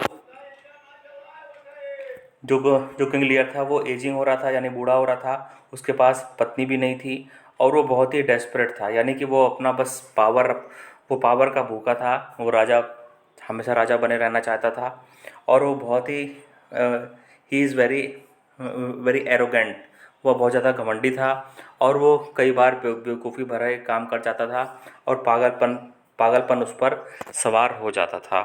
किंग लियर की बात हो रही है। तो फ्रेंड्स बात कर लेते हैं क्वेश्चन नंबर 56 की। Who is associated with motiveless malignity. कौन सा करेक्टर ऐसा है निम्न में से जिसका मन बहुत काला था और जो बिल्कुल विलन था। यहाँ कहने का मतलब है कि जिसका मन बहुत ही काला था और जो दूसरों के खिलाफ षड्यंत्र करता था। तो इसमें आप जब देखेंगे तो इसमें सबसे जो कमीना जो जो कैरेक्टर है वो आपको यहाँ पे दिख जाएगा, ऑप्शन नंबर डी, यागो। तो यागो जो है वो सबसे बड़ा कमीना था और उसने उसने ओथेलो की और डेस्टिमोना की लाइफ पूरी बर्बाद कर दी थी। उसने ऐसा षड्यंत्र खेला था कि उसने पूरी लाइफ बर्बाद कर दी थी। तो सबसे कमीना कोई कैरेक्टर्स में है तो यागो है। ये बात आप लोग को याद रखनी है। और जो जो फ्रेंड्स यागो था वो ओथेलो से नफ़रत क्यों करता था, क्योंकि ओथेलो ने उसको लेफ्टिनेंट नहीं बनाया था। इस वजह से वो ओथेलो और डेस्टिमोना की लाइफ को पूरी बर्बाद कर देता है। क्वेश्चन नंबर 57 आपके सामने है। Edgar speaks in the voice of poor Tom in which play. तो एगर नाम का जो किरदार है और पुअर टॉम का जो किरदार आता है वो किस प्ले में आता है। तो यहाँ पर जो सही ऑप्शन है वो है option number B, King Lear. ठीक है, जो एगर नाम का किरदार है वो किंग लियर में आता है। और जो और फ्रेंड जो एगर था वो कौन था उसके बारे में बताते हैं। तो Edgar is the earl of Gloucester legitimate son. तो जो अर्ल ऑफ ग्लाउसेस्टर थे उनका बेटा था और किंग लियर का गॉडसन था, यानी कि धर्मपुत्र था। किंग लियर ने एगर का लालन पालन किया था और उसको हमेशा सपोर्ट करते थे, उसका हमेशा संरक्षण करते थे। तो फ्रेंड्स क्वेश्चन नंबर 58 आपके सामने है। Caliban in the Tempest is associated with. जो कालीबान का कैरेक्टर दिखाया गया है द टेम्पेस्ट में वो किस चीज़ से जुड़ा हुआ है। बहुत इंपॉर्टेंट सवाल है, आ भी सकता है ये। तो आप लोग वीडियो को पॉज कर दें और सही और जो भी आपको सही लगता है अपने नोटबुक में लिखें, फिर वीडियो को प्ले करें और फिर मेरे आंसर से मैच करें। तो सही ऑप्शन है सी वाला ऑप्शन है, द अर्थ। जो कालीबान था वो अर्थ से संबंधित था। जो कालीबान था फ्रेंड्स वो विच का बेटा था, विच हैक का बेटा था। और जो उसमें एरियल स्पिरिट है वो हवा से संबंधित थी और जो कालीबान था वो अर्थ से संबंधित था। Question number 59, John Dryden's heroic tragedy all for love is based on.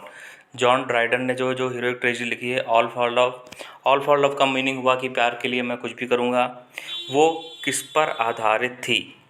तो फ्रेंड्स ये यदि आप लोगों ने इसकी समरी पढ़ी होगी तो आप लोग तुरंत बता देंगे। तो एंटोनी एंड क्लियोपेट्रा पर आधारित थी। तो फ्रेंड्स ये हो गया है और अब देख लेते हैं last question. What is mine is yours and what is yours is mine. जो मेरा है वो तुम्हारा है और जो तुम्हारा है वो मेरा है। This is spoken by duke Vincentio. ये जो बात होती है ये कौन बोलता है, ड्यूक विंचेंसियो बोलता है। तो ये कहाँ पे कैरेक्टर आता है, ड्यूक विंचेंसियो का जो कैरेक्टर आता है वो कहाँ पर आता है, ये सवाल है। तो फ्रेंड्स ये क्वेश्चन थोड़ा टफ है, इसको वही कर पाएगा जिसने डीपली पढ़ाई की होगी। तो सही जवाब चलिए बता देते हैं, option number C, measure for measure. Measure for measure जो प्ले है उसके अंदर ड्यूक विंचेंसियो का कैरेक्टर आता है।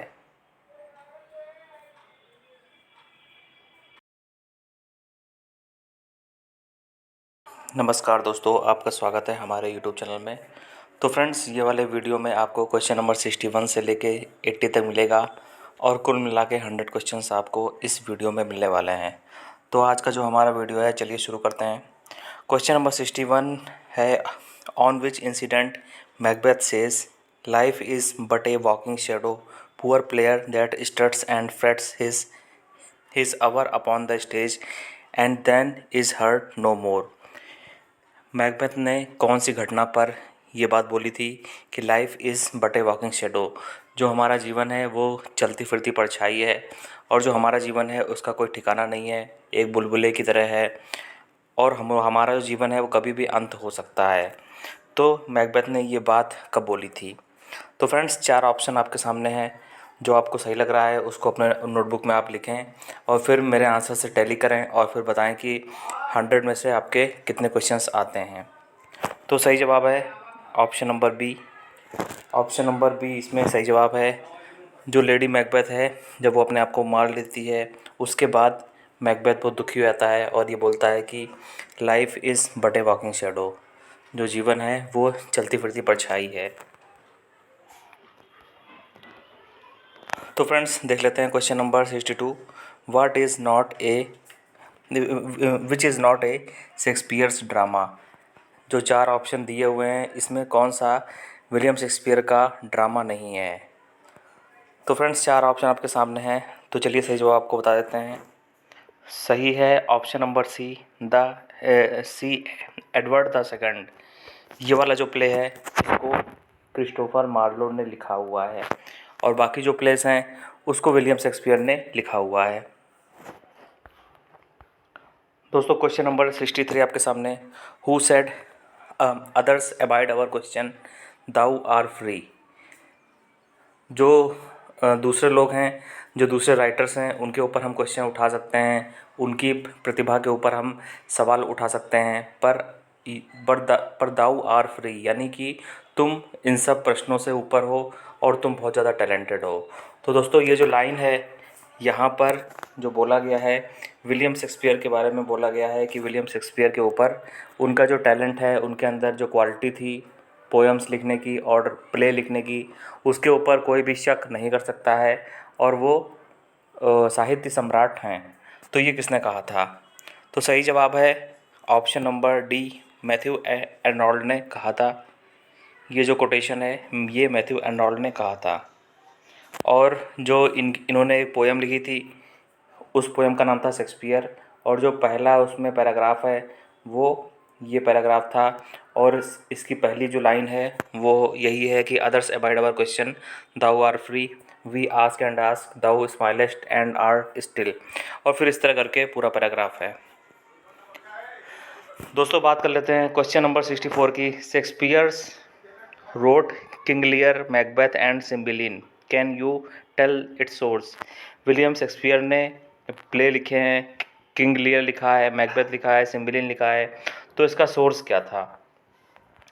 तो फ्रेंड्स, सही जवाब चलिए आपको बताते हैं। Option number D, Holinshed chronicle. Holinshed chronicle की जो बुक है वही इसका सोर्स है।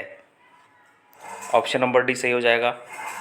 और फ्रेंड्स, ये जो होलिस्ट क्रॉनिकल है, इसमें ब्रिटेन का, स्कॉटलैंड का और आयरलैंड की हिस्ट्री है, और बहुत सारे हिस्टोरिकल प्लेस हैं जिसको पढ़कर शेक्सपियर को नए प्लेस लिखने के लिए आइडियाज़ मिले थे और इंस्पिरेशन मिली थी, और फिर वहीं से उन्होंने प्लेस लिखा था। दोस्तों, question number 65, in which year Thomas Thorpe published William Shakespeare's sonnet first time. जो थॉमस थॉर्प थे, जो कि एक पब्लिशर थे, उन्होंने विलियम शेक्सपियर के जो सोनेट्स थे वो पहली बार कब पब्लिश किए थे?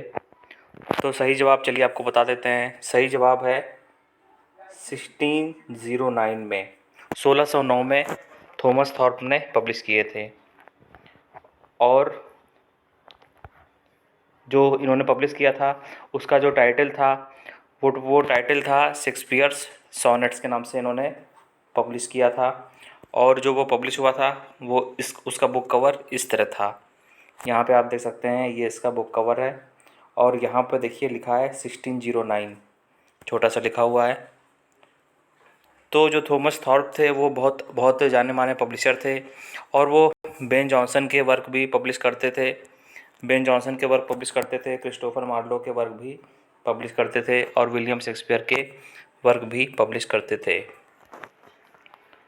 दोस्तों बात कर लेते हैं क्वेश्चन नंबर 66 की। Venus and Adonis is a long narrative poem, it's stanza contains. Venus and Adonis जो है वो विलियम शेक्सपियर की एक लॉन्ग पोएम है, लंबी पोएम है और नैरेटिव पोएम है। इसमें कहानी एक बताई गई है, स्टोरी बताई गई है। तो इस सवाल में पूछ रहे हैं कि इसका ये कितने स्टैंजा में लिखी गई है। तो फ्रेंड्स सही जवाब है 6 लाइन्स में इसको लिखा गया है। 6 लाइन का इसका स्टैंजा है। इसका जो प्रत्येक स्टैंजा है वो 6 लाइन का है। और फ्रेंड्स ये जो पोएम है ये 1593 में आई हुई थी और इसको आयम्बिक पेंटामीटर में लिखा गया था। राइमिंग स्टाइल है ABA BCC, ये इसकी राइमिंग स्टाइल है। 6 लाइन का स्टैंजा इसका होता था, एक स्टैंजा। दोस्तों बात कर लेते हैं क्वेश्चन नंबर 67 की। Who reported that Shakespeare had stolen a deer from the state of local squire Thomas Lucy. वो कौन व्यक्ति था जिसने बताया था कि जो जो विलियम शेक्सपियर हैं उन्होंने एक डियर चुराया है, एक हिरन चुराया है, थॉमस लूसी की प्रॉपर्टी से एक हिरन की चोरी की है। तो सही जवाब है। तो फ्रेंड्स आप लोग जब इसका आंसर लिखें तो वीडियो को आप लोग पॉज कर दें और फिर आंसर अपने नोटबुक में लिखें। सही जवाब है निकोलस रो। निकोलस रो जो थे उन्होंने विलियम शेक्सपियर के ऊपर बायोग्राफी लिखी थी और वहाँ पर उन्होंने बताया था कि विलियम शेक्सपियर ने थॉमस लूसी की प्रॉपर्टी से एक डियर चोरी किया था, यानी कि एक हिरन चुराया था। तो friends question number 68, the rape of Lucrece has dash line of stanzas. The rape of Lucrece जो कि इनकी विलियम शेक्सपियर की एक लंबी पोएम है, तो उसमें स्टैंजा कितने लाइन का है। तो फ्रेंड्स उसमें जो स्टैंजा है वो 7 लाइन्स का स्टैंजा है। 7 लाइन का स्टैंजा है इस पोएम में। और जो इसकी राइमिंग स्टाइल है वो, ये जो पोएम है ये लिखी गई है आयम्बिक पेंटामीटर में लिखी गई है और 7 लाइन का इसका स्टैंजा है और राइमिंग स्कीम है ABA BCC ये है। और दोस्तों ये जो पोएम है द रेप ऑफ लुक्रीज, ये लुक्रीशिया नाम की एक बहुत सम्मानजनक एक औरत थी, उसकी कहानी पर ये लिखा गया है। लुक्रीशिया उसका नाम था। तो एक व्यक्ति था जिसने ज़बरदस्ती उसके साथ कुछ कर दिया था, घटना कर दी थी, तो उसी के ऊपर ये जो पोएम है वो आधारित है। दोस्तों बात कर लेते हैं क्वेश्चन नंबर 69 की। In which year William Shakespeare second folio was published. William Shakespeare का सेकंड फोलियो कब आया था। तो फ्रेंड्स यहाँ पे 4 ऑप्शन के सब आपके सामने दिए हैं। तो पहला जो फोलियो था वो 1623 में आया था और जो दूसरा था वो 1632 में आया था। तो इसको याद करने का क्या जुगाड़ क्या है। जो पहला था वो आया था 1623 में, तो दूसरा वाला था तो 16 का 16 रहेगा और जो 3 है 3 को आप इधर ले आइए और इसको उल्टा कर देना है। जहाँ पे 23 है वहाँ पे 32 कर देना है, तो आपका सेकंड वाला की डेट निकल आती है। इस तरह आप इसको याद कर सकते हैं। सेकंड फोलियो 1632 में पब्लिश हुआ था। इस तरह आप इसको याद कर सकते हैं फ्रेंड्स। तो सही जवाब है ऑप्शन नंबर 3 1632। दोस्तों बात कर लेते हैं क्वेश्चन नंबर 70 की। What is the title of Shakespeare's first folio. William Shakespeare का जो फर्स्ट फोलियो पब्लिश हुआ था उसका टाइटल क्या था। तो फ्रेंड्स बहुत ही इजी क्वेश्चन है, ये बहुत ही इजी जवाब है। ऑप्शन नंबर A इसमें सही हो जाएगा। Mister William Shakespeare comedies histories and tragedies, इस नाम से इनका फर्स्ट फोलियो पब्लिश हुआ था 1623 में। दोस्तों बात कर लेते हैं क्वेश्चन नंबर 71 की। Shakespeare's first folio is dedicated to. जो विलियम शेक्सपियर का पहला फोलियो था वो किसको डेडिकेट किया गया है।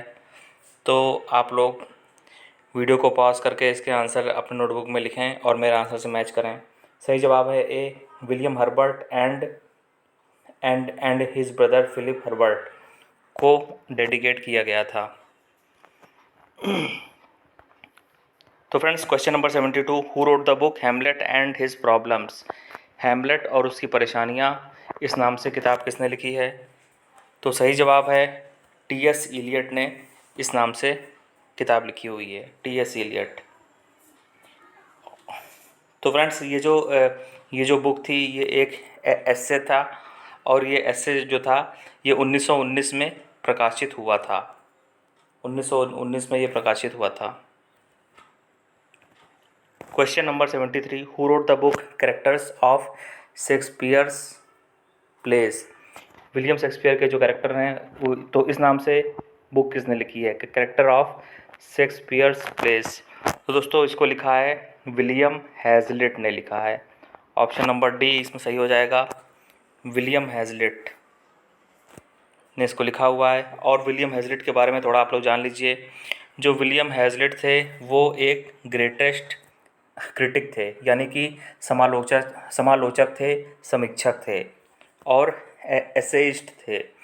तो फ्रेंड्स जो लोग क्रिटिक्स होते हैं वो लोग क्या करते हैं कि जो दूसरे ऑथर्स होते हैं उनके काम की समीक्षा करते हैं, उनके काम में क्या अच्छाई है क्या बुराई है, किसका काम अच्छा है किसका काम बुरा है, तो ये लोग कंपेयर भी करते हैं।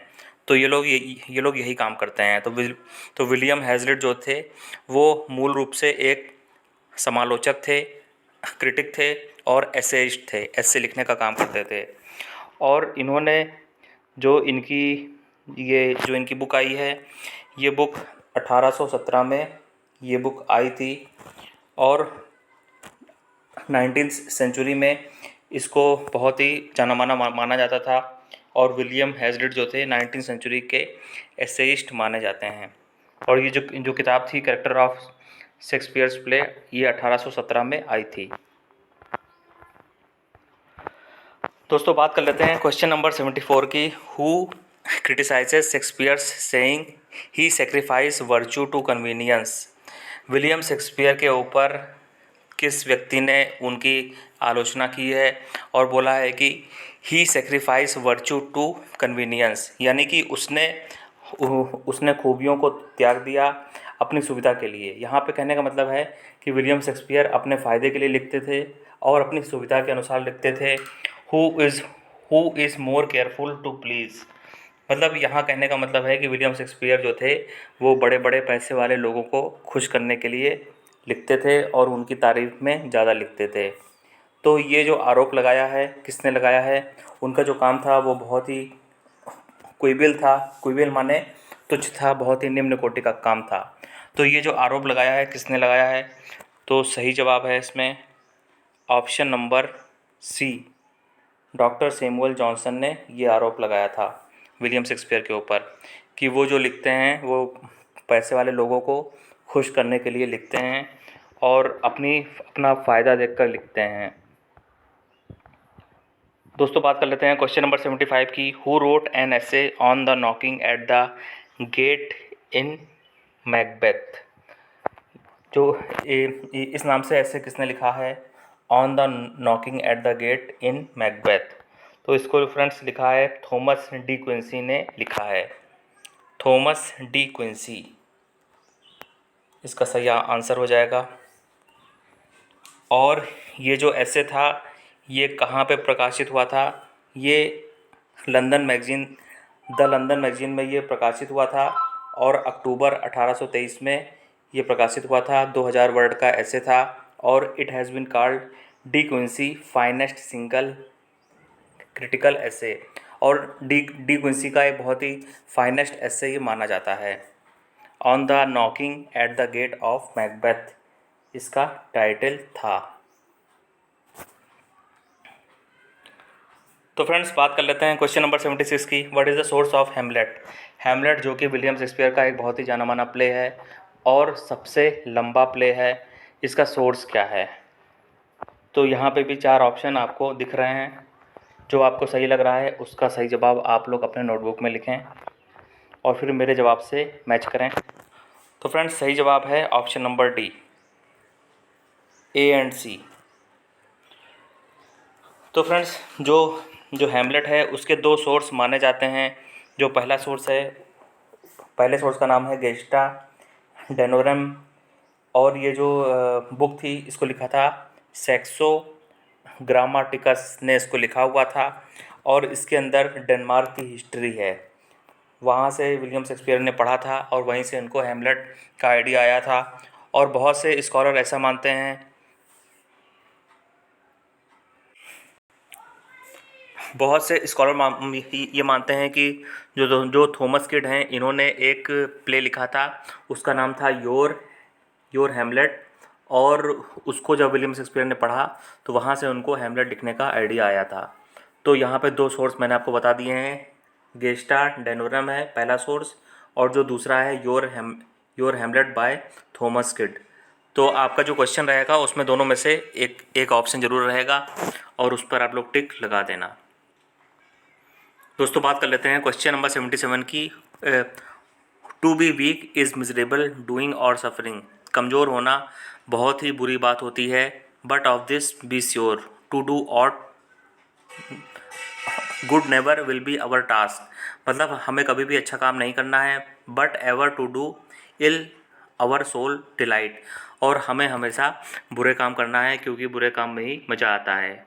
ये जो कोटेशन है कहाँ से आया है? तो फ्रेंड्स ये कोटेशन आया है पैराडाइज लॉस्ट से। और कौन कहता है? सैटन कहता है, शैतान कहता है। जो शैतान होता है वो अपने जो उसके चेले होते हैं, जो अपनी उसकी टीम होती है, फॉलोअर्स होते हैं या राक्षस होते हैं, उनका मनोबल बढ़ाता है और बोलता है कि नेवर डू गुड, मतलब तुमको कभी भी अच्छा काम नहीं करना है, and to always do evil against God's will. और तुमको हमेशा ऐसा काम करना है जो कि बुरा बुरा है और ईश्वर के खिलाफ है, क्योंकि जो शैतान होते हैं वो हमेशा गलत काम करते हैं। दोस्तों question number 78, who wrote the book Shakespeare and his predecessors. ये किताब किसने लिखी है? शेक्सपियर और उसके पूर्ववर्ती लेखक। ये किताब किसने लिखी है? तो चलिए इसका सही जवाब आपको बता देते हैं। इसको लिखा है फ्रेडरिक सैमुअल बाओस ने लिखा है। और दोस्तों ये जो किताब है ये 2000 रुपये की किताब है। मैंने इसका रेट भी बता किया है, बहुत ही महंगी किताब है ये, 2000 रुपये इसका प्राइस है इस समय। फ्रेडरिक सैमुअल बाओस ने इसको लिखा हुआ है, और इसके अलावा और ज़्यादा जानकारी इसके बारे में नहीं मिल पाई है। दोस्तों बात कर लेते हैं क्वेश्चन नंबर 79 की। Who wrote the book Shakespeare as a dramatic artist. Shakespeare as a dramatic artist, ये बुक किसने लिखी है? तो इसको लिखा है option number B, Richard Green Moulton ने इसको लिखा हुआ है। रिचर्ड ग्रीन मोल्टन ने इसको लिखा हुआ है। दोस्तों बात कर लेते हैं क्वेश्चन नंबर 80 की। Who wrote the book Shakespearean tragedy. ये काफ़ी इंपॉर्टेंट सवाल है। शेक्सपियरियन ट्रेजिडी किताब किसने लिखी है? तो इसको लिखा है AC ब्रैडली ने। तो AC ब्रैडली ने इसको लिखा हुआ है। तो फ्रेंड्स आज के वीडियो में बस इतना ही, और 20 क्वेश्चंस का वीडियो और आएगा, फिर इसको जोड़कर आपको 100 क्वेश्चंस का वीडियो मिल जाएगा। वीडियो पसंद आया है तो कमेंट करें, लाइक करें, चैनल को सब्सक्राइब करें। Channel UP English T paper में। तो फ्रेंड्स ये वाले वीडियो में आपको क्वेश्चन नंबर 80 से लेके क्वेश्चन नंबर 100 तक मिलेगा, और फिर सारे वीडियो को जोड़कर 1 से 100 तक क्वेश्चन आपको एक ही वीडियो में मिल जाएगा। तो आज का वीडियो शुरू करते हैं। तो दोस्तों क्वेश्चन नंबर 80 हमारे सामने है, who wrote the book Shakespearean tragedy. Shakespearean tragedy की जो किताब है जो 1904 में आई थी, उसको किसने लिखा था? तो यहाँ पर ये बात आपको देखना ज़रूरी है कि शेक्सपियरियन ट्रेजिडी के नाम से 2 किताबें आई हैं। एक 1904 में आई है और दूसरी बाद में आई है। तो 1904 वाली जो बुक है उसको किसने लिखा है? तो फ्रेंड्स आप लोग यदि अपनी क्विज की तैयारी करना चाहते हैं तो आंसर आप लोग अपने नोटबुक में लिखें और फिर मेरे आंसर से मैच करें, और फिर देखेंगे कि 20 क्वेश्चंस में से कितने आपके सही होते हैं। तो 1904 में जो शेक्सपियरियन ट्रेजिडी बुक आई थी उसको लिखा था AC ब्रैडली ने। ये इसका सही जवाब है AC ब्रैडली। तो ऑप्शन नंबर ए इसमें बिल्कुल सही हो जाएगा। तो AC ब्रैडली का जो पूरा नाम क्या था, इनके बारे में थोड़ी सी इन्फॉर्मेशन आप लोग ले लीजिए। इनका पूरा नाम था एंड्रयू सेसिल ब्रैडली, और ये एक जाने माने क्रिटिक थे, समालोचक थे, और ये दूसरे जो राइटर्स थे उनके वर्क्स को उनके वर्क्स को स्टडी करते थे और उसमें क्या क्या अच्छाइयाँ हैं, क्या गुण हैं, क्या दोष हैं, और दूसरे दूसरे राइटर्स के वर्क से कंपेयर करते थे। तो ये जाने माने क्रिटिक थे, समालोचक थे और आलोचना का ये काम करते थे। यहाँ आलोचना का मतलब है कि गुण दोष का मूल्यांकन करते थे और स्टडी करते थे। और he is famous for his works on William Shakespeare. William Shakespeare के ऊपर इन्होंने 2 किताबें लिखी हुई हैं जिसकी वजह से ये काफ़ी फेमस हुए थे। और विलियम शेक्सपियर के जो प्लेज़ हैं उसको इन्होंने स्टडी किया था और फिर अपनी किताबें लिखी थी, अपने विचार व्यक्त किए थे। तो जो एसी ब्रैडली हैं, एंड्रयू सेसिल ब्रैडली हैं, उनकी उनकी 2 किताबें आई थी। शेक्सपियरियन ट्रेजेडी किताब आई थी जो 1904 में आई थी, और जो दूसरी आई थी ऑक्सफोर्ड लेक्चर्स ऑन पोएट्री, ये 1909 में आई थी। ये भी विलियम शेक्सपियर के ऊपर आई थी। ठीक है फ्रेंड्स, आप लोगों को ये बात ध्यान रखनी है। और शेक्सपियरियन ट्रेजेडी के नाम से एक किताब और आई है जो 1948 में आई थी। इसको लिखा था H.B. चार्ल्टन ने, इसको लिखा हुआ था। ये बात आप लोग को ध्यान रखनी है। और ये देखिए, ये इनकी फ़ोटो है एसी ब्रैडली की। तो राइटर की फ़ोटो भी आप थोड़ा पहचानते रहिए, इससे आपका फ़ायदा ही होगा, आपको मालूम पड़ेगा कि कौन सा राइटर क्या है। तो क्वेश्चन नंबर 81 देख लेते हैं। Who wrote the book Shakespearean tragedy 1948। तो यहाँ पे पूछ रहे हैं कि 1948 में जो किताब आई थी वो किसने लिखी थी। तो मैंने आपको ऊपर बताया अभी कि ऑप्शन नंबर सी सही हो जाएगा, H.B. चार्ल्टन। H.B. चार्ल्टन ने किताब लिखी हुई थी। दोस्तों बात कर लेते हैं क्वेश्चन नंबर 82 की। Who wrote the book Shakespearean comedy. Shakespearean comedy के नाम से किताब किसने लिखी है। तो इसका जो सही जवाब है ऑप्शन नंबर डी है, H.B. चार्ल्टन। H.B. चार्ल्टन ने किताब लिखी है। शेक्सपियरियन ट्रेजेडी भी लिखी है, शेक्सपियरियन कॉमेडी भी लिखी हुई है। दोस्तों बात कर लेते हैं क्वेश्चन नंबर 83 की। Who wrote the book the influence on the audience on Shakespearean drama. William Shakespeare ने जो ड्रामा लिखा है तो उनके ऑडियंस पर उसका क्या प्रभाव पड़ा है, ये बुक किसने लिखी है। तो सही जवाब है, चलिए आपको बता देते हैं। यदि आपको सही जवाब पता है तो आप लोग अपने नोटबुक में लिखें और फिर मेरे आंसर से आप लोग मैच करें, टैली करें। सही जवाब है रॉबर्ट ब्रिजेस। रॉबर्ट ब्रिजेस ने ये किताब लिखी हुई है। Robert Bridges, option number B सही हो जाएगा। दोस्तों बात कर लेते हैं क्वेश्चन नंबर 84 की। Who wrote the book A notebook on William Shakespeare. इस नाम से किसने पुस्तक लिखी है। ए नोटबुक ऑन विलियम शेक्सपियर के नाम से किसने किताब लिखी है विलियम शेक्सपियर के ऊपर। तो यहाँ पे भी 4 ऑप्शन आपके सामने हैं। सही जवाब है option number C, Edith Sitwell. Edith Sitwell, ये एक लेडीज़ हैं, एक महिला हैं, इन्होंने किताब लिखी थी और ये इनकी फ़ोटो है, एडिथ सिटवेल। दोस्तों बात कर लेते हैं क्वेश्चन नंबर 85 की। Who wrote the book A crown of life. ये किताब भी विलियम शेक्सपियर के ऊपर लिखी गई है। इसको किसने लिखा है।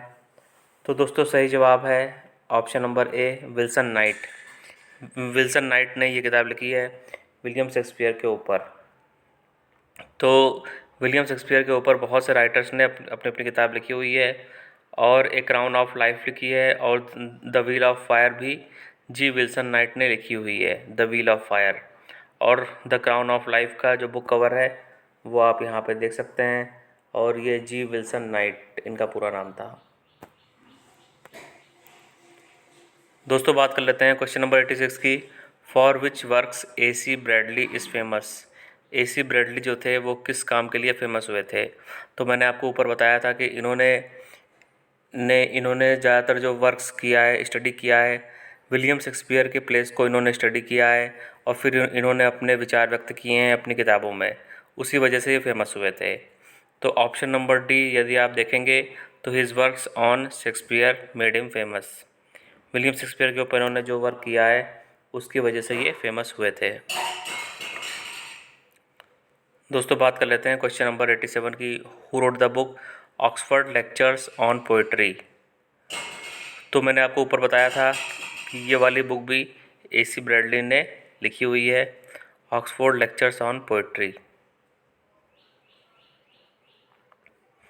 तो ये देखिए, ये इसका बुक कवर है और यहाँ पर देखिए, यहाँ पे लिखा हुआ है ब्रैडली AC, ठीक है, Andrew Cecil Bradley.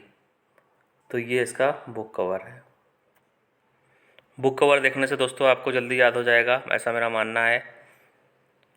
Question number 88, who wrote the book some accounts on the life of William Shakespeare.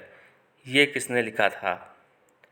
तो दोस्तों ये क्वेश्चन भी इम्पॉर्टेंट क्वेश्चन आता है, ये क्वेश्चन भी इम्पॉर्टेंट है और इसको लिखा था निकोलस रो ने। जो निकोलस रो हैं, इन्होंने विलियम शेक्सपियर के ऊपर बायोग्राफी लिखी थी और इन्होंने बताया था कि जो विलियम शेक्सपियर हैं वो थॉमस लूसी के पार्क में डियर पोचिंग कर रहे थे, हिरन का शिकार कर रहे थे और वो गिरफ़्तार हो जाते, इसलिए वो डर के मारे लंदन भाग गए थे। तो ये बात, डियर चोरी करने वाली बात, निकोलस रो ने अपनी बायोग्राफी में बताई है। ये बायोग्राफी इन्होंने विलियम शेक्सपियर के ऊपर लिखी थी। दोस्तों बात कर लेते हैं क्वेश्चन नंबर 89 की, who wrote the book the fools of Shakespeare. William Shakespeare के जो प्लेज में फूल्स आते हैं उसके ऊपर किताब किसने लिखी है? तो यहाँ पे सही जवाब है वार्ड फ्रेडरिक। वार्ड फ्रेडरिक ने किताब लिखी हुई है और इस किताब का जो पूरा टाइटल था वो टाइटल क्या था? The fools of Shakespeare and interpretation of their wit, wisdom and personalities. William Shakespeare के जो प्लेस हैं उसमें जो फूल्स हैं वो बहुत ही विटी हैं, यानी कि हाजिर जवाबी उनमें देखने को मिलती है, विजडम देखने को मिलती है। जो फूल्स हैं उनका अपना महत्व है और उनकी क्या पर्सनालिटीज़ है, क्या महत्व है, इसके ऊपर स्टडी की है, इसके ऊपर किताब लिखी है। फ्रेडरिक वार्डविक ने किताब लिखी हुई है। तो ये देखिए बुक कवर है, वार्ड फ्रेडरिक ने इसके ऊपर लिखी है। तो ये बुक कवर है, आप लोग यहाँ देख सकते हैं, ये बुक कवर है। तो बुक कवर आप लोग ज़रूर देखें, इससे आपको जल्दी याद हो जाएगा। क्वेश्चन नंबर 90 देख लेते हैं। In which year William Shakespeare got married. William Shakespeare का विवाह कब हुआ था?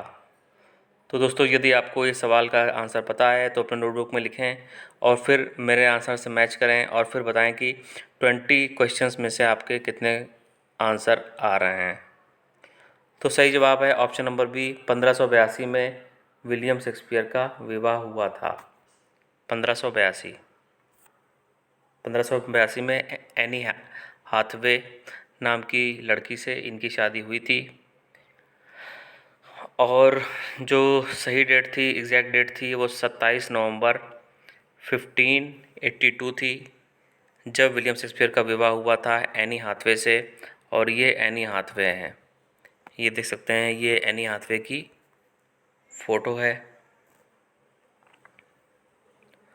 दोस्तों बात कर लेते हैं क्वेश्चन नंबर 91 की, during which year Shakespeare did stay in London.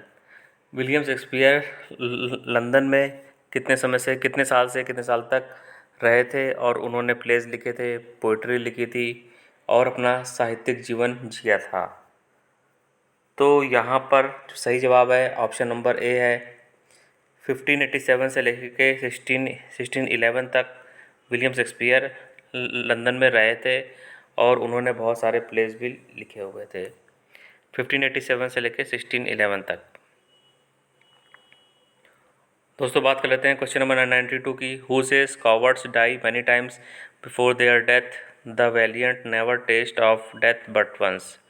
Cowards यानी कि जो कायर होते हैं वो मृत्यु से पहले भी कई बार मर जाते हैं, क्योंकि वो जब भी उनके सामने मौत आती है तो वो भाग खड़े होते हैं अपनी जान बचाने के लिए। लेकिन जो वैलियंट होते हैं, जो वीर होते हैं, बहादुर होते हैं, वो मृत्यु को सिर्फ एक बार गले लगाते हैं। तो बहुत अच्छा डायलॉग है, बहुत ही सुंदर डायलॉग है। तो ये कौन कहता है? तो दोस्तों ये जो डायलॉग है ये जूलियस सीज़र कहता है और प्ले का नाम है जूलियस सीज़र। तो ऑप्शन नंबर डी सही हो जाएगा। और ये जो डायलॉग है वो अपनी वाइफ कलपूर्निया से कहता है, जूलियस सीज़र। दोस्तों बात कर लेते हैं क्वेश्चन नंबर 93 की, fair is foul and foul is fair. जो अच्छा है, जो अच्छा दिख रहा है वो असलियत में बुरा है और जो बुरा दिख रहा है वो असलियत में अच्छा है। यहाँ पे कहने का मतलब है कि जो चीज़ें जैसी दिखती हैं कई बार वो चीज़ें वैसी नहीं होती हैं और उसके विपरीत हो जाती हैं। ये लाइन किस प्ले में आई है? तो दोस्तों यदि आपको पता है तो आप लोग अपने नोटबुक में सही आंसर लिखें और फिर मेरे आंसर से मैच करें और फिर बताएं कि आपके कितने नंबर आ रहे हैं। सही जवाब है मैकबेथ। मैकबेथ में ये लाइन आती है और जो जो जो विचेस होती हैं, 3 विचेस होती हैं, वो ये भविष्यवाणी करती हैं कि जो मैकबेथ है वो राजा बनेगा, और वो ये भी भविष्यवाणी करती हैं कि ये ट्रेजन करेगा, राजद्रोह करेगा और राजा डंकन की हत्या कर देगा। तो वो जो 3 विचेस होती हैं वो मैकबेथ के बारे में ये बात बोलती हैं कि मैकबेथ जो इतना अच्छा दिख रहा है वो असलियत में उतना अच्छा नहीं है और वो बहुत ही मतलब विलन है, कहने का मतलब है। और फिर जो मैकबेथ होता है वो आगे चल के राजा डंकन की हत्या कर देता है और ख़ुद राजा बन जाता है। दोस्तों बात कर लेते हैं क्वेश्चन नंबर 94 की। Who said tiger's heart wrapped in a player's hide about Shakespeare? चीते का दिल लिपटा हुआ है कहाँ पे? प्लेयर्स की हाइड में। इस तरह का इसका सेंटेंस, इसका अर्थ निकल के आ रहा है, इसको किसने कहा था? तो फ्रेंड्स इसका सही जवाब है रॉबर्ट ग्रीन। रॉबर्ट ग्रीन जो थे वो विलियम शेक्सपियर से थोड़ी ईर्ष्या करते थे और उनके बारे में, उनके ऊपर अटैक करते रहते थे। उसी के ऊपर इन्होंने कहा था। कहाँ पे कहा था ये भी बता दे रहे हैं। तो ये जो रॉबर्ट ग्रीन ने कहा था, ऑप्शन नंबर सी सही हो जाएगा एकदम। रॉबर्ट ग्रीन ने ये बात बोली थी। और ये कहाँ पे बोला था? जहाँ पे जो रॉबर्ट ग्रीन है वो कहते हैं अप स्टार्ट करो। विलियम शेक्सपियर के बारे में रॉबर्ट ग्रीन ने कहा है कि अप स्टार्ट करो beautified with our feathers. Up start करो माने होता है कि ऐसा व्यक्ति जिसकी किस्मत अचानक से चमक गई हो और जो अपने आप को बहुत महत्वपूर्ण समझने लगा हो और थोड़ा सा घमंडी भी बन गया हो। तो वहीं पर ये लाइन आती है, ये देखिए, tiger's heart wrapped in a player's hide supposes he is as well able to bombast. वहीं पे ये लाइन आती है पूरे सेंटेंस में, जहाँ पे अप स्टार्ट करो वाली बात रॉबर्ट ग्रीन ने बोली थी, उसके आगे ही टाइगर्स हर्ट वाली बात बोली गई है। तो ये रॉबर्ट ग्रीन ने कहा था और उनका मानना था कि जो शेक्सपियर हैं उनकी किस्मत अचानक से बदल गई है और वो थोड़े से घमंडी भी बन गए हैं। दोस्तों बात कर लेते हैं क्वेश्चन नंबर 95 की। Arrange Shakespeare's place in A correct chronology. William Shakespeare के प्लेस को सही क्रम में लगाना है यहाँ पर। तो बहुत सारे प्लेस यहाँ पे दिए हुए हैं, तो किस तरह आप पहचानेंगे? तो फ्रेंड्स सही जवाब है इसमें option number B. Option number B इसमें सही जवाब है। इसको कैसे आप लोग याद रखेंगे? तो इसको याद करने का एक ट्रिक है HOKM हुकुम।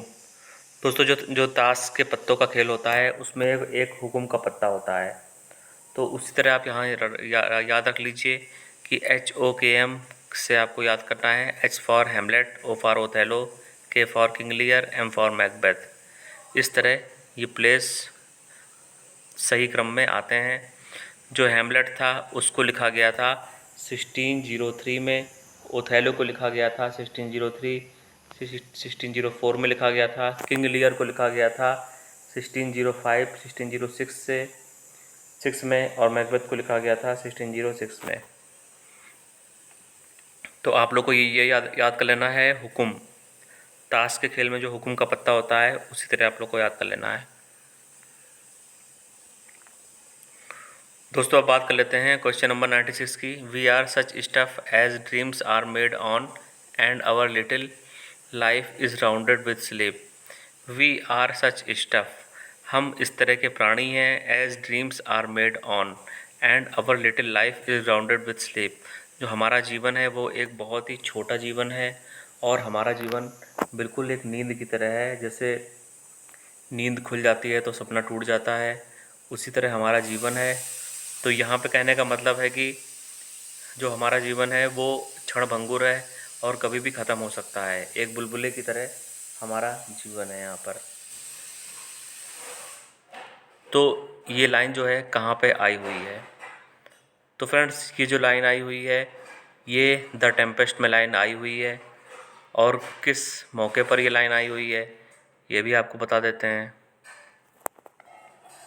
टेम्पेस्ट पे लाइन आई हुई है ये, और टेम्पेस्ट में जो प्रॉस्पेरो की बेटी होती है मिरांडा, उसकी शादी होने वाली होती है प्रिंस ऑफ नेपल्स से। तो वहाँ पे प्रॉस्पेरो होता है, एक छोटा सा शॉर्ट एंटरटेनमेंट प्रस्तुत करता है और वहीं पर वो अपनी स्पीच देता है और वहीं पर ये बात वो बोलता है कि हमारा जो जीवन है वो बहुत ही क्षणभंगुर है और कभी भी वो नींद की भांति है, कभी वो टूट सकता है, कभी भी हमारा जीवन ख़त्म हो सकता है। दोस्तों क्वेश्चन नंबर 97 आपके सामने है। Shakespeare is not of an age but for all time. Shakespeare किसी विशेष एज में बंधे हुए नहीं हैं, परंतु वह वह ऑल टाइम है। यहाँ पे कहने का मतलब है कि शेक्सपियर ने जो प्लेज लिखे हैं, जो सॉनेट्स लिखी हैं, वो इतने अच्छे हैं, इतने पॉपुलर हुए हैं कि शेक्सपियर को हमेशा ही पढ़ा जाएगा, उनको कभी भी भुलाया नहीं जा सकता है। और शेक्सपियर के अंदर बहुत ज़्यादा टैलेंट था, बहुत टैलेंटेड हैं वो। तो ये किसने कहा था, ये बात किसने बोली थी? दोस्तों ये जो बात थी ये बोली थी बेन जॉनसन ने। ऑप्शन नंबर सी सही हो जाएगा। बेन जॉनसन जो थे वो विलियम शेक्सपियर के एक दोस्त थे, मित्र थे। उन्होंने शेक्सपियर के बारे में ये बात बोली थी। दोस्तों बात कर लेते हैं क्वेश्चन नंबर 98 की। In which year the merchant of Venice was written. Merchant of Venice जो था वो कब, जो प्ले था वो कब लिखा गया था? तो यहाँ पर देख लेते हैं इसमें क्या आंसर है। ऑप्शन नंबर डी 1596 से 1597 के बीच में लिखा गया था द मर्चेंट ऑफ वेनिस। ये भी एक बार एग्ज़ाम में आ चुका है, इसलिए मैंने इसको लिया हुआ है, इंक्लूड किया है। द मर्चेंट ऑफ वेनिस को लिखा गया था 1596-97 में लिखा गया था और ये पब्लिश हुआ था 1600 में अप्रॉक्सीमेटली, और इसका परफॉर्मेंस हुआ था 1605 में। तो ये थोड़ा आप लोग ये ध्यान रखें। दोस्तों बात कर लेते हैं क्वेश्चन नंबर 99 की। William Shakespeare has the sobriquet. William Shakespeare को किस सोब्रिके से बुलाते हैं? सोब्रिके माने होता है निक नेम, उपनाम। तो हम सभी जानते हैं कि विलियम शेक्सपियर को बार्ड ऑफ एवन के नाम से बुलाया जाता है। तो ऑप्शन नंबर बी सही हो जाएगा, बार्ड ऑफ एवन। जो एवन रिवर थी उसके किनारे विलियम शेक्सपियर रहते थे, तो बार्ड ऑफ एवन के नाम से बुलाते हैं। और सोब्रिके माने होता है निक नेम, उपनाम। दोस्तों बात कर लेते हैं क्वेश्चन नंबर 100 की। And according to professor Dowden Shakespeare's literary career span is dash year. जो प्रोफेसर डाउडेन है उन्होंने विलियम शेक्सपियर के का जो साहित्यिक जीवन रहा है उसको कितने सालों में डिवाइड किया है, कितने सालों में बांटा हुआ है? तो सही जवाब है 24 ईयर्स। 24 ईयर्स में विलियम शेक्सपियर ने अपना सबसे अच्छा साहित्यिक काम किया है, सबसे ज़्यादा प्लेज लिखे हैं, पोएम्स लिखी हैं। तो 24 ईयर्स ज़्यादा महत्वपूर्ण हैं। इसीलिए प्रोफेसर डाउडन ने विलियम शेक्सपियर के साहित्यिक जीवन को 24 ईयर्स के रूप में बांटा हुआ है। तो फ्रेंड्स ये सारे जो वीडियो हैं इसको जोड़ के एक मास्टर वीडियो बन जाएगा जो आप लोग को मिल जाएगा 1 से 100 तक। और आप लोग को वीडियो कैसा लगा कमेंट करके बताएं, और 100 में से आपके कितने आंसर सही होते हैं ये भी बताएं, कितने आंसर आपके आ रहे हैं। और वीडियो पसंद आया है तो कमेंट करें, लाइक करें, चैनल को सब्सक्राइब करें।